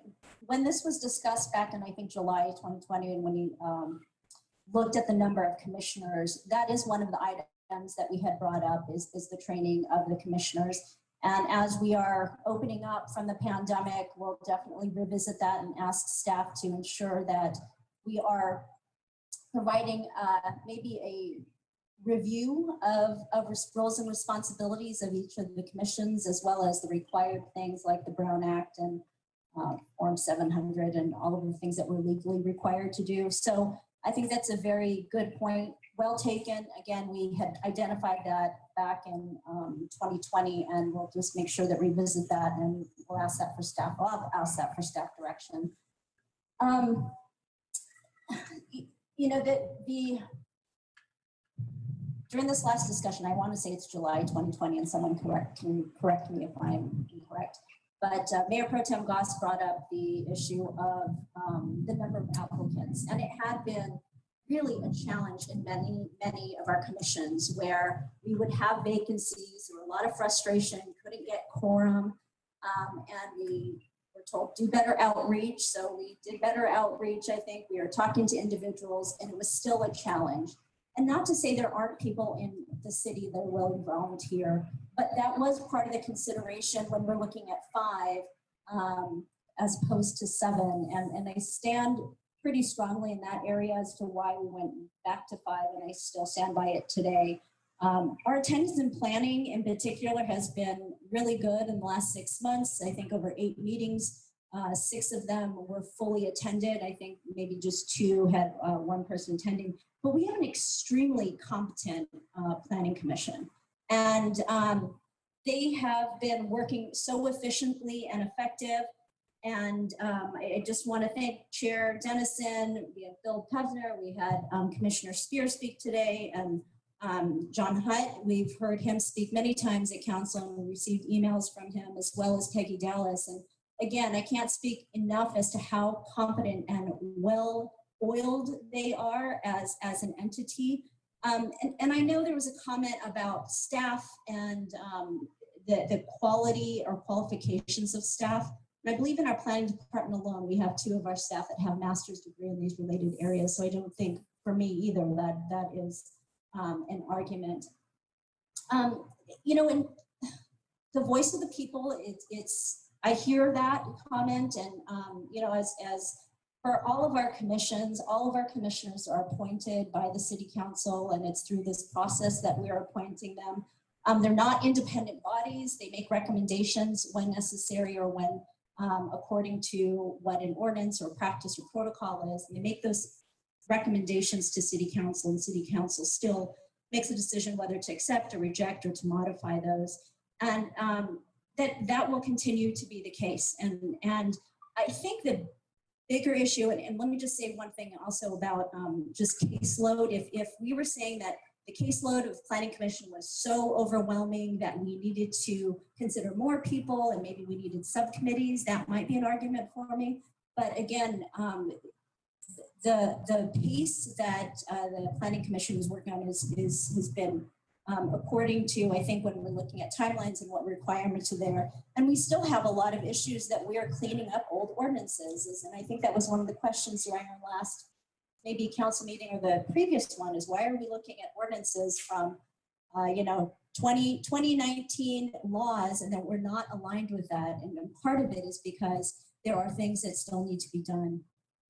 But I think the biggest elephant in the room is the design review. And I know that is not up for discussion today, but from what I have heard from individuals and some of the emails I receive and messages, is design review as it relates to the proposed monastery development. And I need to speak up on this issue because I know there's a misunderstanding that is out there in the community. Even if design review was reinstated to the planning commission, and I think it's important to note that over the last 18 months, there were 3 projects that would have gone to planning commission that were single house without ADU. And then there were also maybe a handful of others that would have been new construction. So that's a valid point.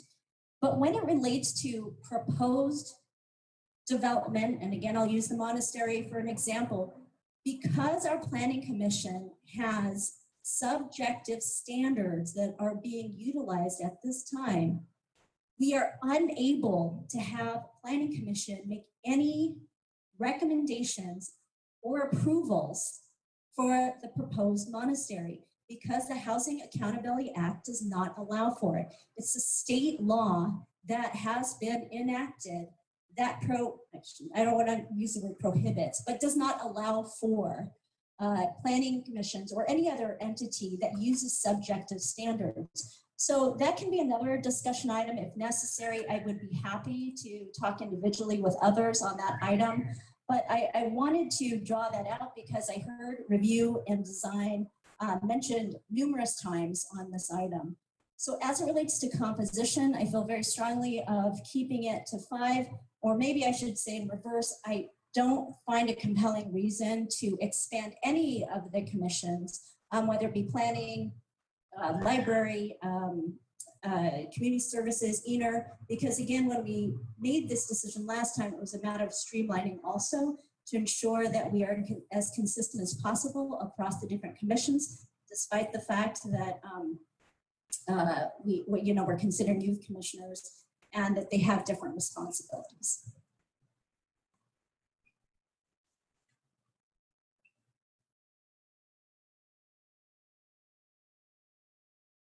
Do you have any other further comments, deliberation before, or do we have direction that we can give to staff?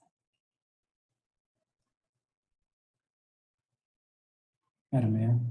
Councilmember Parkhurst. So I think that the one direction I'd have for staff is to channel the incredible energy that we have seen today of the public that really want to get involved and find roles for them to get involved, whether it be the Planning Commission, whether it be the 4th of July Committee, whether it be the Senior Commission, or whatever it is. Let's work with those people to get them involved. I mean, the fact that you're here, you took the time to write comments, to come out here and to speak up.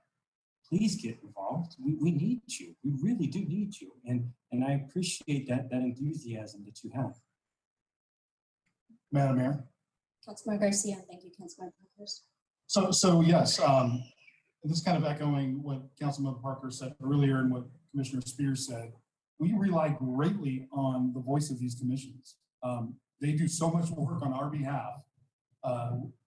It's vitally important. So we need to continue to have strong commissions. That's, as far as my point of view, number-wise, I've been querying people throughout the community, and I'm still not getting a compelling reason either, but I'm open to it if I hear a compelling reason. What we need are strong commissions that can give us direction. If we go back and we talk about our housing element and the RENA numbers, we wound up voting not with what staff brought forward, but with what the recommendation of the Planning Commission gave. So we do take their voice seriously, and we continue to, and we need to. So whatever we can do to have strong commissions, that's what we need. Thank you. Madam Mayor, I just wanted to echo what Councilmember Garcia just said, because in our first, the 3 of us that are new to the council, in our first sort of experience with board applications and commission appointments, I mean, we were blessed and lucky to have a number of very strong applicants, to choose from, and we're able to talk to them about, what their vision for the various commissions that they were applying for, and that was a beauty, and we were able to find the strongest members to appoint to those boards and commissions at the time. But my understanding is that's a very rare and unusual circumstance, and I'd hate to be in a situation, as others have said, where we have vacancies and unqualified applicants and feel pressure to fill those vacancies for all of the administrative reasons why you don't want to keep a position open and not have the qualified applicants to put into those positions, because I think that would water down the efficacy of the boards and commissions that we have now, because I honestly feel that they are all incredibly strong right now, and I'm not looking to sort of upset. I think someone said earlier, maybe Mayor Pro Tem, that I'm not looking to fix something that isn't broken, and at least from my perspective, in these last months on council, nothing on the boards and commissions in terms of their composition seems broken to me. Part of what I think was already mentioned, part of my directive that I'd like to see staff do is come up with just maybe a training timeline. And again, it might, for many of our commissioners, they've been serving for years, but I think a refresher course would be still helpful. And maybe come up with a few topics that we can put forward in front of the commission within the next 6 months or so. Is that workable? And is that, I think it's agreeable. Madam Mayor, on top of that, maybe an onboarding program, not just a refresher for current, but as we bring new commissioners on, an onboarding program would be great. City attorney. I can say that not all commissions are required to do the Brown Act training and the conflict of interest training. It's only those commissions that are listed on our conflict of interest code. The Planning Commission is one such commission, but not all the commissions, as I understand it, required to undergo that training.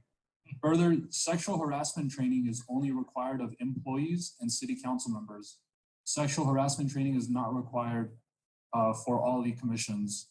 And lastly, we don't have any training on decorum. So to the extent we wanted to have training on decorum at meetings and how to conduct meetings in terms of Robert's rules, we can do that too. I think that's going to be an important piece of it and helpful to hear that what is required and not required.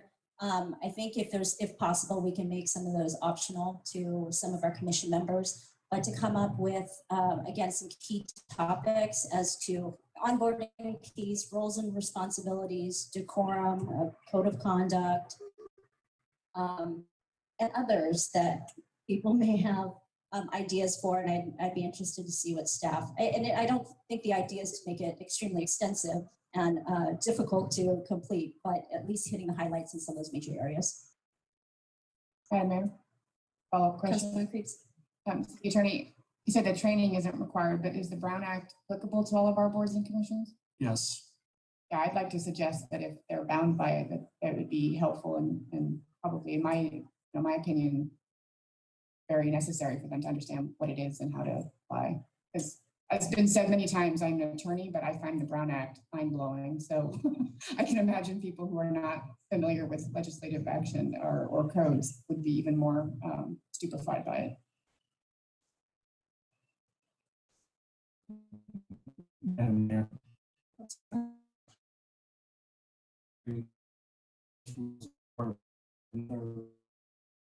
less bureaucratic or less confusing one, and I forget the name of it. Is that correct? No, we do follow Robert's Rules of Order, but the League of California Cities recommends Rosenberg's Rules of Order. Okay. Yeah, I'll follow up with you offline. More training opportunities. Is there any other direction that City Council would like to provide staff on this item? I would just augment the training point and say that I'd be happy to consider as part of the budget process that an outlay for developing this program. I'm not looking to overburden our city staff if we need to, outsource this in terms of, we can consider it as part of the budget process if there is funding for that. Okay, so given that and the way that the report was presented to us, we are not making any changes to the current composition, but we do have recommendations for staff.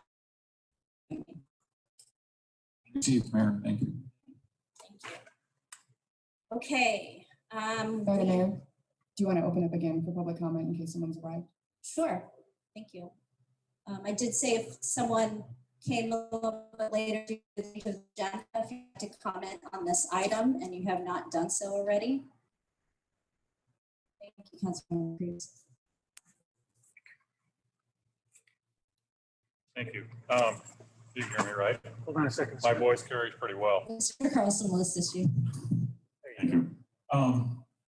Didn't want to make a big deal of this, but you talked about the numbers being relative between 5 and 7, and you used examples of Morro Bay, Grass Valley, and Vassar, and all those I'm strangely familiar with each of those towns. My only counter to that would be that the density of this town, so square miles versus population, the density of what we have to deal with in this town, I think pushes the point towards 7. The other thing I'd like to comment on is possibly creating, if you will, and I'm sure Spears would appreciate this, a trainee position. Have somebody in the wings or as an immediate alternate when you have someone that can't be present for a meeting, and it would also be a trainee position, if you will.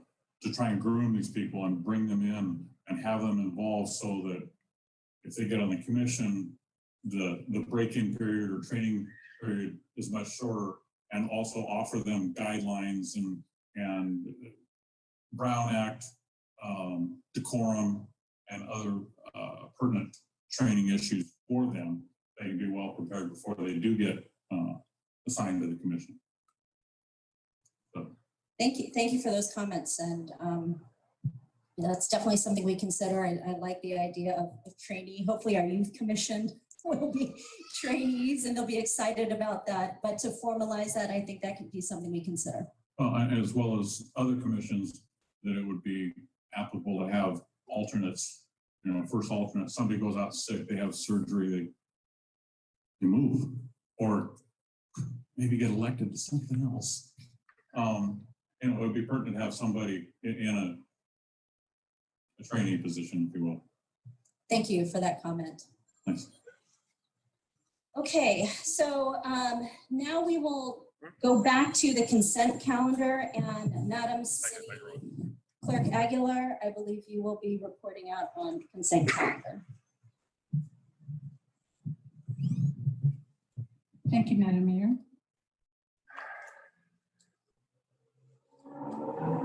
There are currently 5 items on the consent calendar. The first, item A, is consideration of resolution 21-28, approving certain demands. It is recommended that the City Council hereby approve payment of city warrants in the aggregate amount of $749,887.06.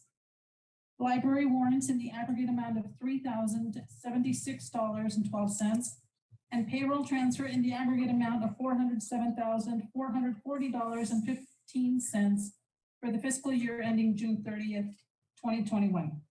Item B is consideration of adoption of City Council Resolution 21-25. Resolution 21-25, acknowledging and recognizing the Sierra Madre Community Response Team, CERT, as a volunteer organization in the community providing volunteer emergency response assistance to the community under the direction of the city. It is recommended that the City Council adopt Resolution 21-25, acknowledging and recognizing the Sierra Madre Emergency Response Team as a volunteer organization in the community providing volunteer emergency response assistance to the community under the direction of the city. Item C on the consent calendar is the second reading of by title only of Ordinance 1442. Ordinance 1442 is the amending section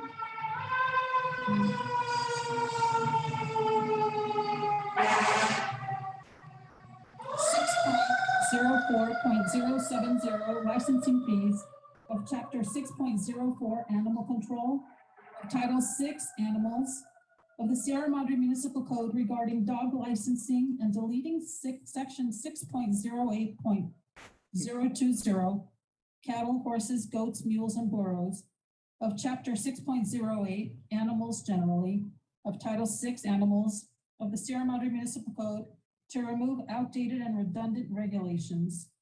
It is recommended that the City Council introduce for second reading by title only and adopt Ordinance 1442, therein amending Title 6 of the Sierra Madre Municipal Code regulating animals. Consent item D is the consideration of the library site plan. It is recommended that the City Council receive and file this report. And lastly, item E is consideration of approval of well 6 suction tube removal. It is recommended that the City Council approve $11,694 for the extraction of the well 6 suction tube. Madam Mayor, that completes my report. Thank you, Madam City Clerk, and I'm glad you were able to include burros in the second reading.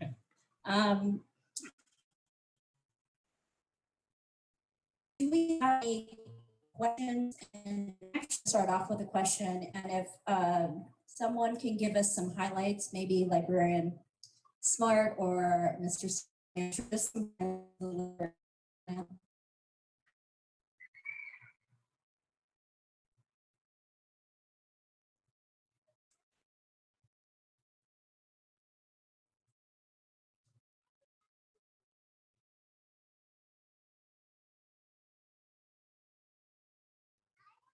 Thank you, Madam Mayor.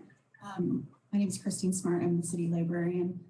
The site plan that is before you today is kind of a conglomeration of a lot of dreams. We have outdoor programming space that is being prioritized by the trustees.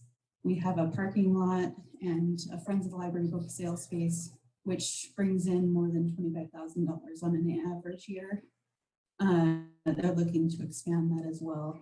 I've been told by the city manager that I'm Hansel and Greteling the kids by providing them some fabulous green space and inviting them with open arms into the library. So I find myself guilty of that. I definitely want to provide a beautiful outdoor space for the library, but also for the community at large, and provide a welcoming environment for the library to host a lot of our programs in an outdoor space to free up some of the issues of over compaction of our library collection. We're looking forward to moving forward with plans at the direction of the Sierra Madre Library Board of Trustees and with the support of the city. And that is the plan that has been brought before you today. Thank you, Librarian Smart. Are there any questions about the library site plan while we have her up there? I do have a question. I'm not sure if Librarian Smart will be the right person to, but I just wonder what the next step is. Obviously, the direction for this item is just to review and file the report that was provided, but I was interested in knowing kind of what the next steps would be in the process of considering these modifications. So Councilmember Creeps, this is the second subcommittee report from the Library Board of Trustees recommended to the City Council. The next time the City Council will touch this item will be as part of the budget process, I believe at the next meeting. Staff is currently proposing to fund $500,000 towards building improvements and site improvements and have extra funds available as needed throughout the year from the fund balance. Thank you. Any other questions on the library site plan? Madam Mayor. Councilmember Garcia. Yeah, I was pleased to see the fire access within these plans. I didn't see those in some of the previous plans. I just want to make certain that, or just out of curiosity, this will be only emergency vehicles and there's some way to keep public from driving up in that area, obviously for safety reasons. Yes, absolutely. So I have big dreams to put the winter festival, the slip inside, what is it? The sled. The sledding, yeah. Right down there. That's going to be beautiful. But no, it will only be fire access, and it will be specifically that honeycomb shaped turf, and grass will be growing through that. It will be very clear that it is not a public driveway. And the trustees wanted to prioritize a turnaround area so that it would be very clear, but it would be able to incorporate more green space and more access and provide a safer playground area, a safer amphitheater without having a driveway driving through that space. It's a great idea, thank you. And I know some, during public comment, the day trust funds were spoken about. I know that those funds came in prior to me being on the council, but where do those funds sit?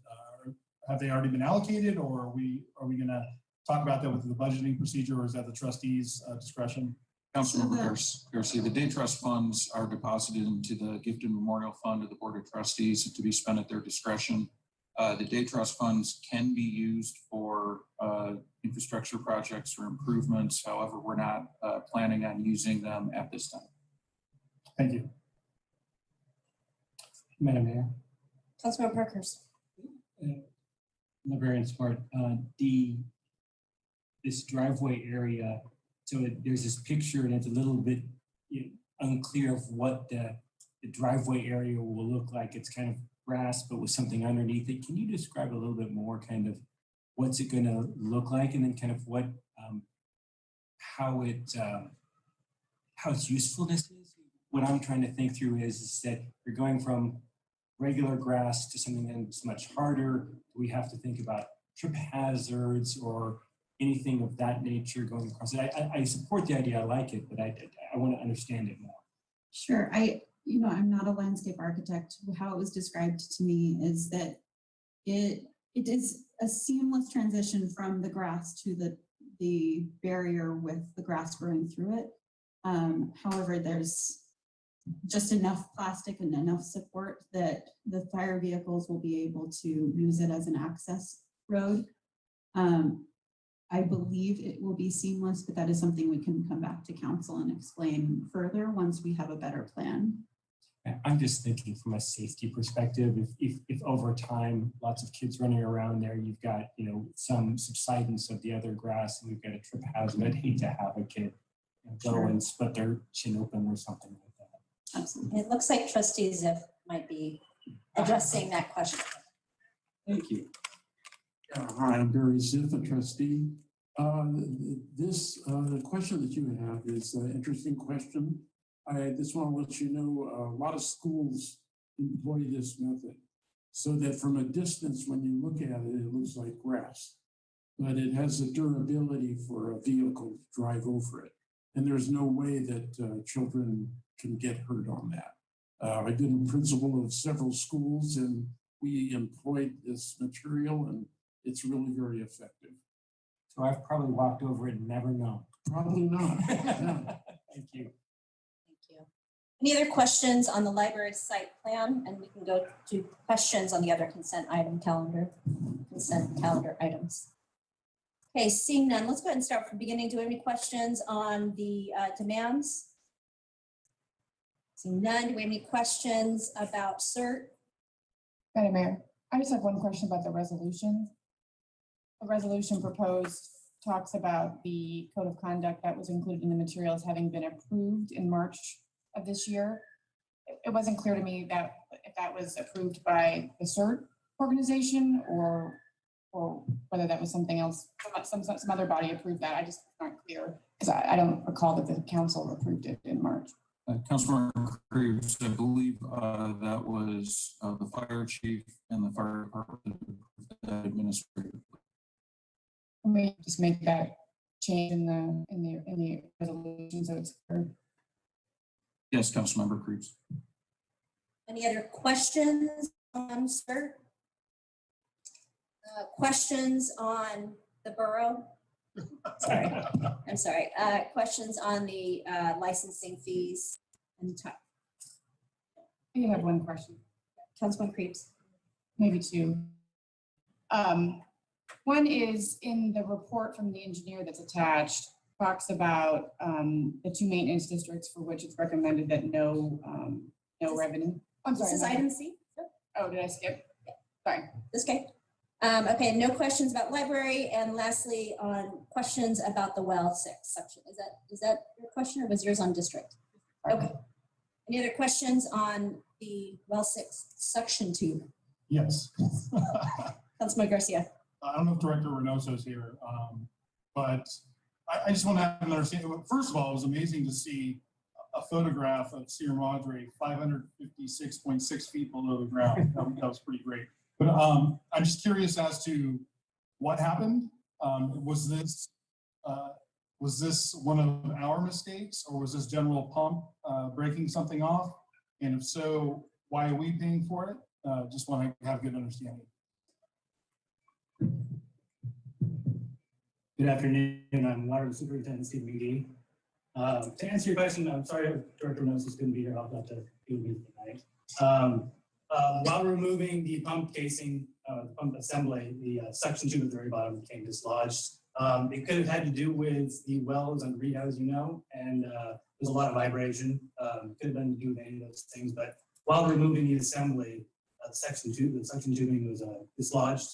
They had to create a fishing tool to go down and actually, video you saw, go down and actually bring this back out. They were successful in doing it, but they allotted the time in the 10% contingency fund. So yeah, it was a unforeseen event. Thank you. City manager, is this normal protocol if something like this happens that we pay for it rather than it be some contingency by the company that we're contracting with? Councilmember Garcia, I think in this case, yes, it'd be difficult to determine who was at fault, but we did have the option of not fishing the piece out. We could have left it in the aquifer. We also could have chose to fill it in. So it was our decision to attempt to fish it out. Thank you. And I have a, really quickly, just since Superintendent McGee's up there, I just want to give him kudos again for a great presentation to the San Gabriel Valley Municipal Water District today on our joint well. So nice work. thank you, Madam Mayor. Councilmember Parkhurst. Yes, is my memory correct in this, that there was a bunch of sediment at the bottom of this, and can you speak a little bit to that, and was it cleaned out? Are we in, as a result of this unfortunate event, are we actually in better shape because we've been able to pull any extra material out and have a better functioning well? So kind of two parts on that. There was sediment, it was about 70 feet of sediment when they went down with the cammering after they removed the suction tube. The good part about that is that it did not go through the well. That could have been because of the suction tube being dislodged. It is a sand producing well, so that will happen. But yeah, currently right now, General Pump is on site to remove the sedimentation. They put the machinery today and they removed 15 feet of sedimentation today. And currently they have a couple extra days of removal of that. Thank you. Any other questions for Superintendent McGee? Okay, seeing none, thank you. Thank you. Now we'll open this up for public comment on any items on the consent calendar, A through E.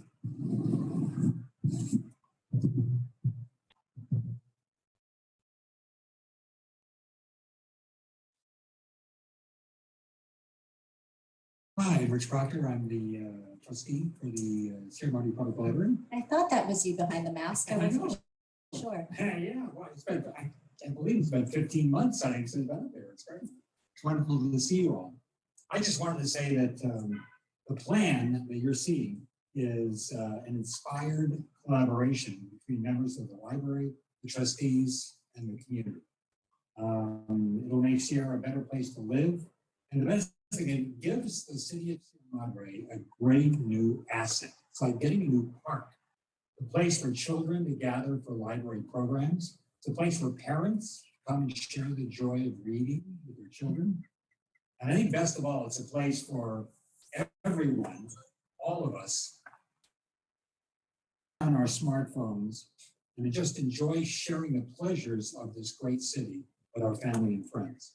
It would really give this city of Madre a wonderful new place to gather and enjoy what we have. Thank you, Trustee Proctor. Any other comments on consent calendar? Any items A through E? Seeing none, I'll just. Madam Mayor. Oh, Councilmember Parkhurst. Yeah, I don't know if this is protocol, so you can correct me if I'm wrong. I noticed that we have Robert Jarity here in the audience. He may be being shy, but I would encourage him to come forward and make some public comments about the item. Look how fast he's walking.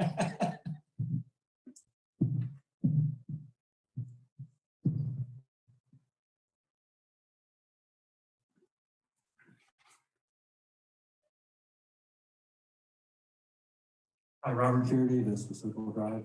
I figured if it's going to be approved, I don't want to mess anything up. But we do appreciate the City Council support of Sierra Madre CERT. The program started back in 2009, and the fire department sponsored our program in 2012, making us an official CERT program. By the City Council recognizing CERT as a volunteer organization, it'll help give support for our members, over 200 people that we've trained in Sierra Madre. They'll have some liability coverage in case someone gets injured, which is kind of a mandate coming down from the state for being involved in other CERT activities. And this will allow Sierra Madre CERT to participate in the Los Angeles County Area D CERT Mutual Aid Program, which is coming up in the future, which we hope the city will participate in. But this system with our code of conduct that we have and our kind of our SOPs of how we operate with the fire department is all a part of that, also allowing us to work with Area D Mutual Aid. So we appreciate your support and thank you for taking this step to formally recognize CERT as a volunteer organization in the city.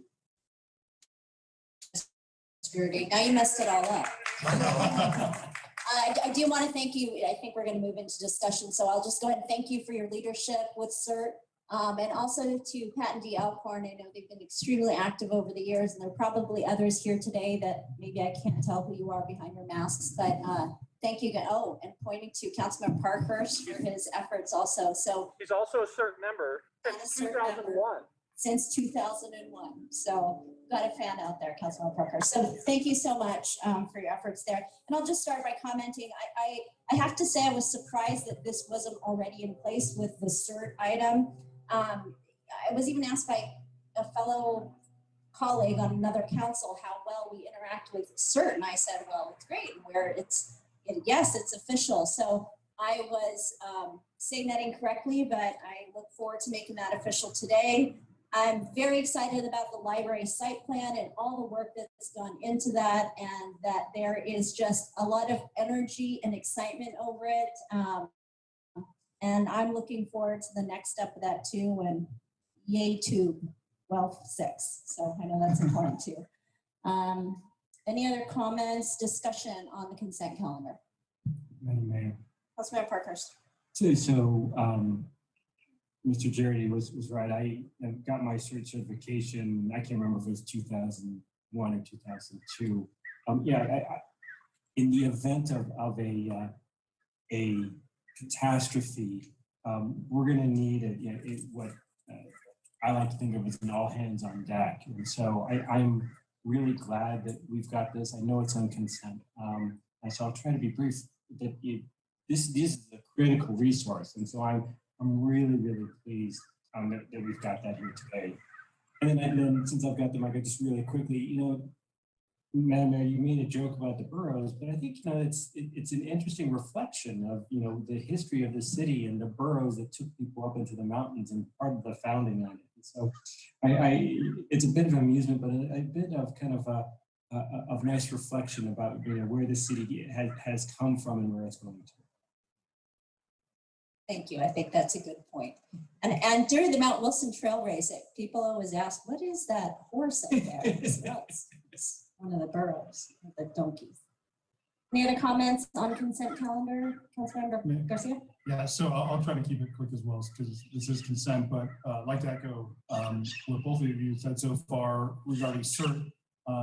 Robert Jarity, as well as Alcorn, as we know, are very involved with CERT. Being a member of the Sierra Madre Community Foundation for many years, I would just say that this organization is special. Again, going back to who we have as community members here, they take the time to ask for donations and get money into CERT in order to have nice things. That doesn't happen without the manpower and the volunteer hours. So I'm grateful for CERT and the partnership they have with our public safety, fire, and police. So kudos to CERT, and I'm glad we're making this official. I am surprised as well. I'll leave it at that. We have no other comments, discussion. Do we have a motion to approve the consent calendar? So moved. Thank you, Councilmember Parkhurst. So a second? Second. Thank you, Councilmember Garcia. All in favor, please say aye. Aye. Seeing no opposition to that, the motion carries unanimously. Okay, and so our last item on the agenda is a discussion item. I believe we have Director Semino of Public Works as well as City Engineer Charkotian, I think I did that correctly, to present on this item, and I got the nod yes. Thank you. This is consideration of Resolution 21-27 for the districts.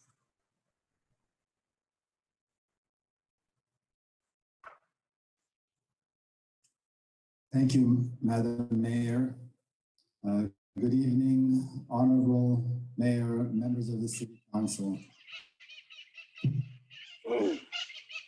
This item is the annual authorization to levy assessments for the city's 8 assessment districts. 4 of these districts are located within the city's downtown business district for properties located on Sierra Madre Boulevard between Lima and Baldwin, and on Baldwin Avenue between Montecito and Suffolk. The 4 districts within the downtown area are 1 landscape maintenance district, 1 parking district, and 2 lighting districts. Historically, the landscape and parking districts have seen shortfalls throughout the years, where expenditures far exceeded revenues, where subsidies were used to balance budgets. In contrast, the two lighting districts have seen surpluses in their accounts. The surpluses are caused by the fact that the two lighting districts predate Prop 218 and are based on assessed property values, what we call ad valorem districts. Since the property values have increased exponentially throughout the last decades, so did the charges for lighting maintenance for all parcels in that district. In comparison, the landscape and parking districts are direct assessment districts where revenues are collected to defray the cost of maintenance. Agencies traditionally adjust the assessment charges in relation to the maintenance on an annual basis. However, since the passage of Prop 218, agencies could no longer adjust the assessments upward without a majority consent vote from the property owners. This explains the shortfalls and deficits in the landscape and parking accounts. In an effort to eliminate subsidies and have surpluses in the lighting accounts balance shortfalls in the landscape and parking district, the city initiated a Prop 218 ballot measure. The measure called for a consolidation of the 4 downtown districts into one single district. This outcome will result into an overall reduction in the assessment charges for the businesses and provide a balanced budget in the consolidated district. One of the provisions of the ballot measure was to establish the charges for all parcels within the downtown district at $0 for next fiscal year. This action by the City Council tonight will be the first of 2 motions to communicate the city's intention to proceed with staff's recommendation. Then a resolution of confirmation will follow at a subsequent council meeting. So for tonight's recommendation, staff's recommendation is as follows. Number 1, the City Council adopt Resolution of Intention 21-27 to levy assessments for next fiscal year 2021-2022. Number 2, approve the engineer's report attached to the staff report. Number 3, set the levels of assessment at 0 for next fiscal year for all parcels within the downtown business district. Number 4, authorize the assessment levels for the other remaining districts to remain unchanged. And finally, set June 22nd, 2021 as the date for a public hearing on this matter. Madam Mayor, that concludes my report. Thank you, Engineer Charkoudian. Do we have any questions for him and or for Director Semino? I think Councilmember Preetz, you did earlier. Yes, thank you. So I noticed in the engineer report, and maybe you just explain the timing, because I know that there's a gap between, assessing 0 this year and still having expenses, so that still contemplates a subsidy. Is that intended to be a transfer from the general fund again this year, and then that gets made out once the districts are consolidated going forward, or is that just a technicality given the delay in timing? Yes, Director Semino can probably speak to that better, but historically the deficits have been backfilled from funds in the facility district. So maybe Director Semino can give you more details on that.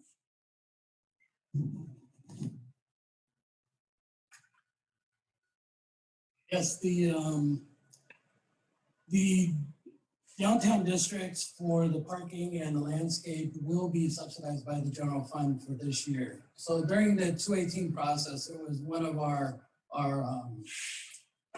commitments to the property owners that we would have a 0 assessment for this year, and then the following year a 50% assessment on the new district, and then 100% the following year after that. So this year will have to be subsidized by the general fund for the parking and the landscape district. The lighting district is, as you know, in a surplus, so they will be able to pay for themselves.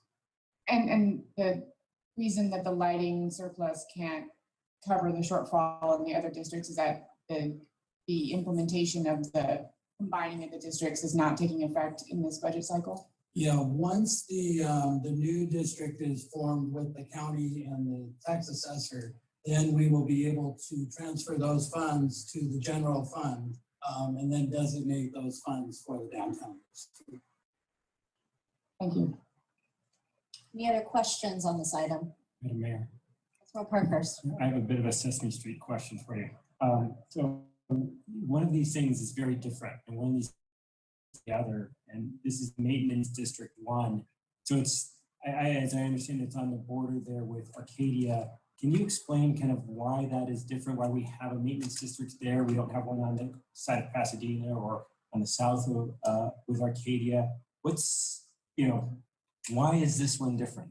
So there is a lighting district, lighting maintenance district in the Santa Anita Arno area that assess those properties. And that's when that development was done. This it was an ad valorem assessment district that was designed for that community up there in that area. That assessment district is not changing this year. They're still being assessed. That will be our next challenge to do a 218 process to assist those residents in lowering their tax, but yet keeping a maintenance district for that area to take care of some of the lighting issues and maybe the maintenance in that area too of Santa Anita Double Drive, the islands there and some other aspects of that area that's different from the rest of the city. So was it created originally to try to save money and it's ended up had the reverse impact? Yeah, it was created similar to an HOA for that area, but it was an ad valorem, and as you know, when that was developed, the properties there were probably very expensive at $50,000, and today they're way up there compared to that amount. Thank you. Thank you. Any other questions? Madam Councilmember Mayor. Garcia. So I think this kind of piggybacks on Councilmember Creed's question. I just want to have an understanding. So when the Prop 218 vote was done and the districts voted to come together, was it all four of the different districts? I know there were basically two kind of areas, right? East Montecito and then the Boulevard. Did we also put together the maintenance, lighting, parking, and all that, or is it still kind of east in the lightings ad valorem and the other ones are a different assessment? The old districts, there was two lighting districts. One covered a portion of Sir Michael Boulevard, the other covered Baldwin and a little bit of Sir Michael. We have combined all four areas and including Montecito, East Montecito, almost to a mountain trail, but to cover the industrial area there. And then we go all the way to Highland Avenue with the new district, and then on Sir Michael Boulevard, just past the Bank of America building also.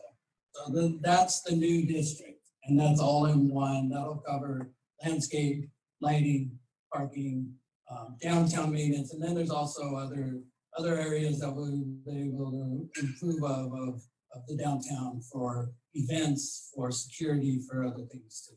You answered my question perfectly. Thank you. So follow-up question. Looking at the surplus from the lighting district, that's going to go back into the general fund, but is that kind of like almost like a piggy bank, because where the general fund is picking up a year of zero assessment and then it comes back to the general fund, or how does that work? Well, Gabe might be better at answering this, but it is a tax that was paid for by the businesses or the property owners of the business district.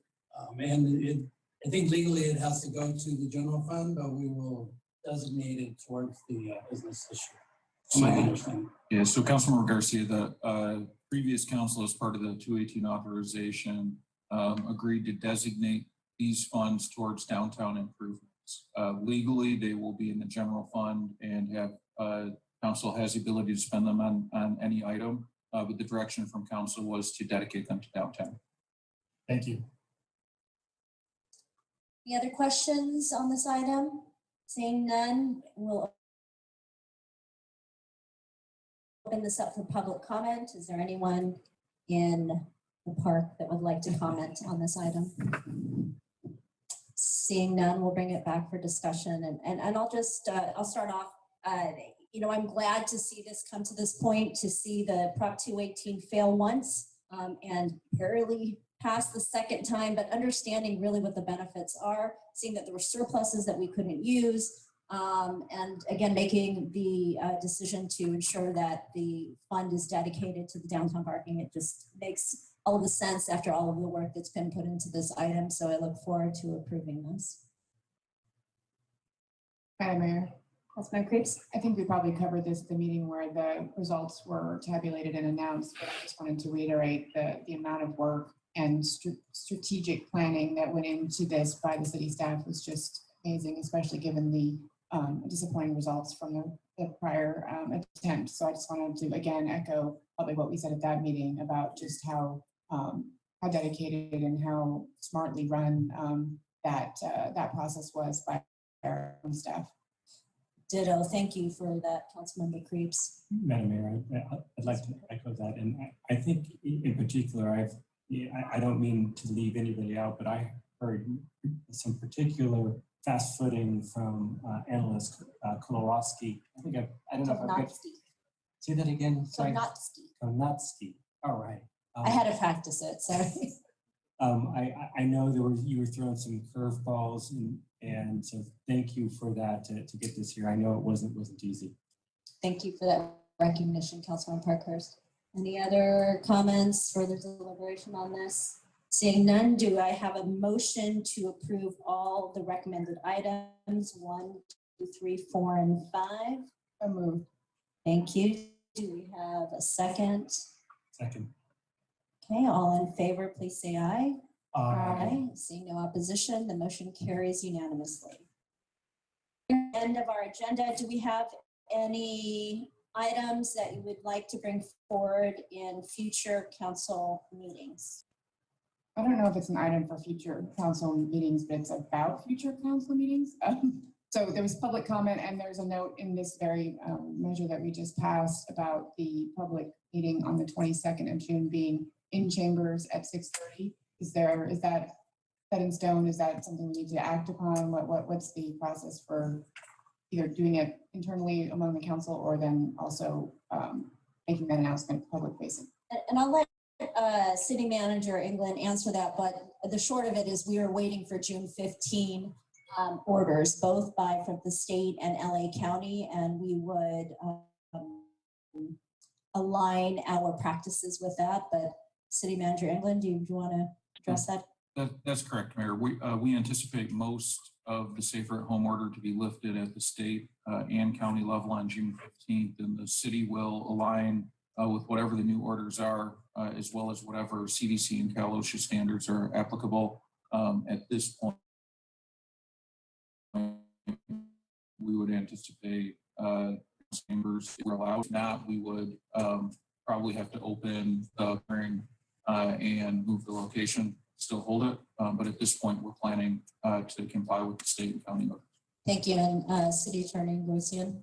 And the city manager can correct me if I'm wrong, but I believe the time for these outdoor meetings was set by the city manager under the emergency powers during COVID. So all that's required is a rescission of that emergency order to go back to what originally was in place. I believe that's correct.